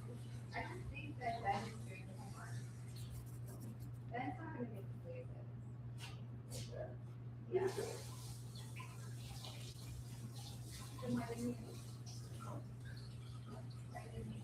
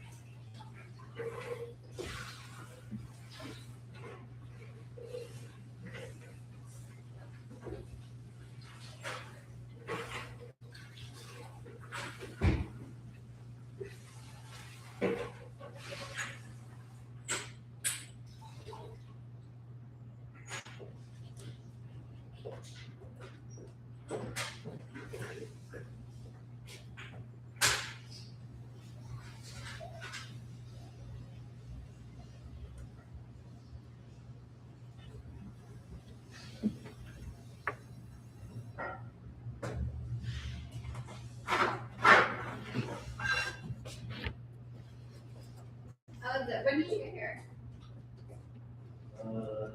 Got here at like 11. Okay. Oh my god, you're almost there. No, I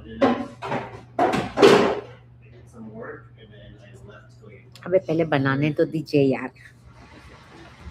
I came back at like 3:30. That's still a pretty full day.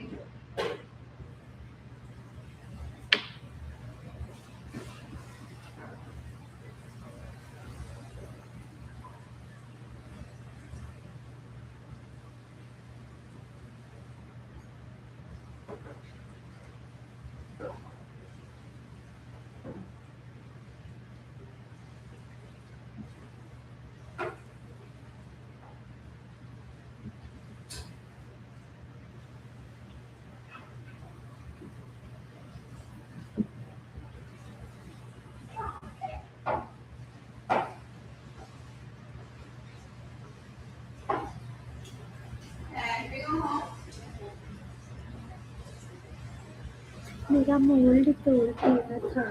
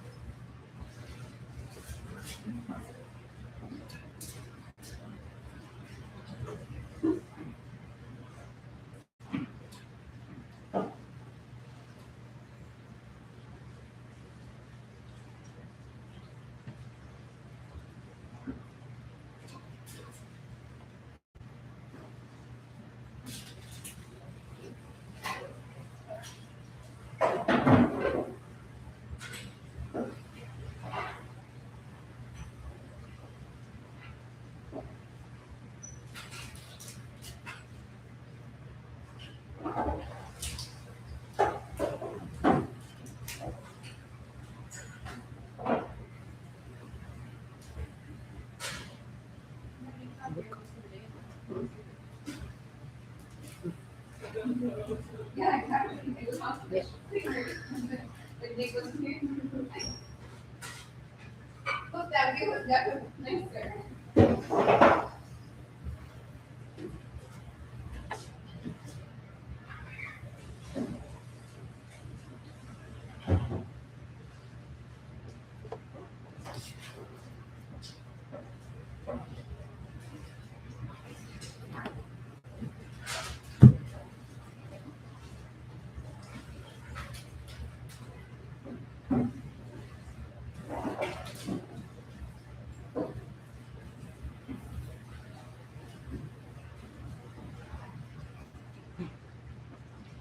Showing. Done now. Yeah, it's sending you picture. Oh, yeah.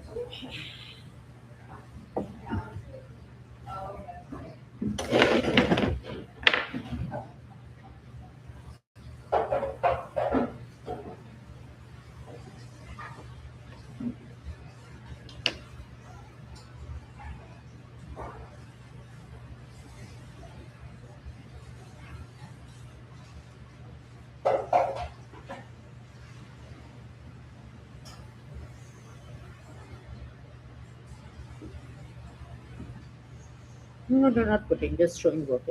Here.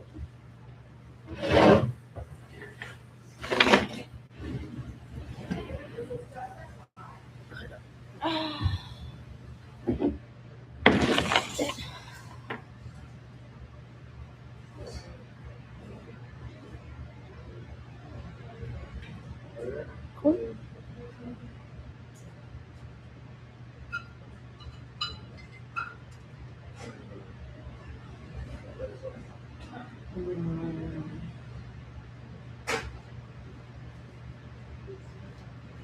Bye.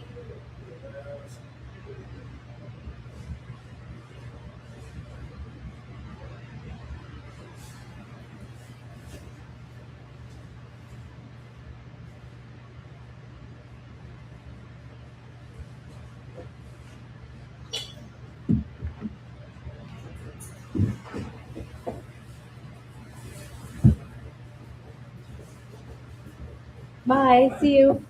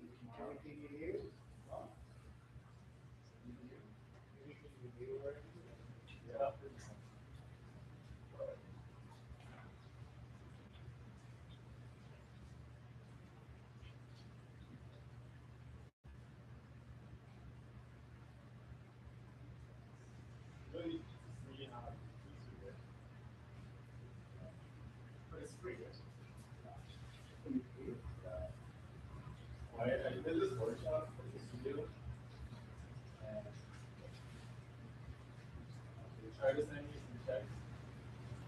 I never got them. I was cheap that month. How much is it worth? Legit.